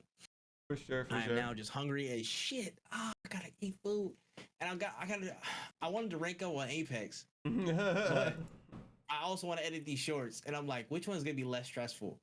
And like by a hair, pubic hair, I'm like, yeah, it might be the clips, bro. There's like 70 clips I gotta edit for next month. I'm like, yeah, I might as well do the clips, bro. I gotta do the clips. I gotta do clip work on Sunday before my pod deletes itself. Oh, the life of a content creator. That happened to me last month, and that's why I got like a bunch of clips now. W Pod, appreciate you, Charles. Yeah, Charles, man, listen, bro, you was killing it today, though. We seen you, dog. We seen you. Yo, hella people in there. And stop, wait, before I even do anything, the layout with the Pokemon loaded up, it came out fire, bro. That shit is dope. That was heat. That was heat. That shit made me never want to stream Pokemon, because I was like, I can't beat this, and I'm not trying to set this up either. I'm not playing this shit on stream. That's a lot. This is sick though. Like, this is super sick. No, that layout was mad fire, bro. That it's shit super was interactive, dog. I don't have to ask you the dumbass question of like, what you running, or like shit like that. Like, I get to see it in person. It's very great. Interactive and pleasing. Yeah, honestly, like I gotta go steal a nigga Switch and go play Arceus, bro. I'm not gonna lie. I'm literally about to go play I'm about to go play Monster Hunter Stories, because that's the closest thing I got, and then maybe Pokemon like after, to get that taste in my mouth. Like, yeah. So the dream can just merge the two and you just be playing Arceus. Exactly. If I play them fast enough at the same time, like, I might be the same thing. Oh my goodness. Ain't no way this man's just switch quickly. Switch the game. freaking mind soup. Yeah. Oh my gosh. That's too funny, bro. Oh yeah, man. I got some editing shit to do. We gonna figure it out, man. Who wait a minute. As a matter of fact, I got an idea. I know this man's up late. I wanna go raid Wolfie. Cause I know he's up playing clubs and shit and chilling. What is I don't know if you follow Wolfie's? I need to. I always forget. Is it WX? Okay. It's all caps. WOLFE3Y. All caps. Okay. And he's live playing clubs right now. Oh man, yeah, bro. We gotta do that shit. I'm probably gonna be up tomorrow. I'll be streaming all. I'm trying to stream most of the day and play Mass Effect, just cause I've been gone all week and shit. So I'm gonna just try and get that done, get that out the way. Yeah, man. Hey, shout out to the people who was in the chats, bro. Hey, yo, go check out the YouTube video today. That shit was hilarious. I'm not gonna lie. I was laughing my ass off that entire stream. That shit was so fun. I need to tap in. That's the first.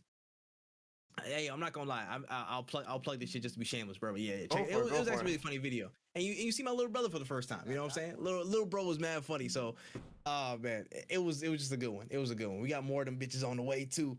I got the lunch. I got the school lunch one cooking up. I gotta go finish the fucking thumbnail for it. But that's coming next week too, bro. We loading this bitch up. Oh shit! Let me get the raid. Oh, you got the raid ready? I'm let me start it up. Oh, okay. Cool. I gotta make sure that shit's all good. But yeah, man, that shit was good. Good episode today. Are you still gonna be on? Are you gonna be on tomorrow or Sunday? Maybe. I'm not sure yet because of all the bullshit I'm dealing with today. I want to say that I will be around, but I'm not sure. Maybe Sunday more than Saturday, to be honest with you. Okay. But cool, I'll definitely be cool. around after like throughout the week. Bet. Yeah. If you're free Sunday, we could. You probably doing some shit. I'll probably buck you. Do that. We probably got to set up a next Borderlands session too at some point. Sometime. We do. Get back in. If you ever want to do shit on Saturdays and shit, you just let me know ahead of time so I can see if I can. If I'm not doing anything that day, I can just let Panda know like, yo, for these 2 to 3 hours, I'm gonna be playing blah blah blah whatever. All right, bet. Say less. We're gonna make it happen. All right. This raid's starting to run out. I'm gonna send it to Wolfie's way.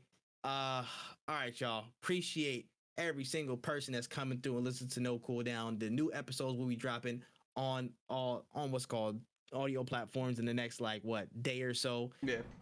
Video version will be up on Wen's channel. I'm doing something a little bit different, so you're gonna probably see maybe a clip or a segment or two, and I'm gonna point you to the full video on his channel. You know what I'm saying? So y'all make sure y'all check that out when it drops.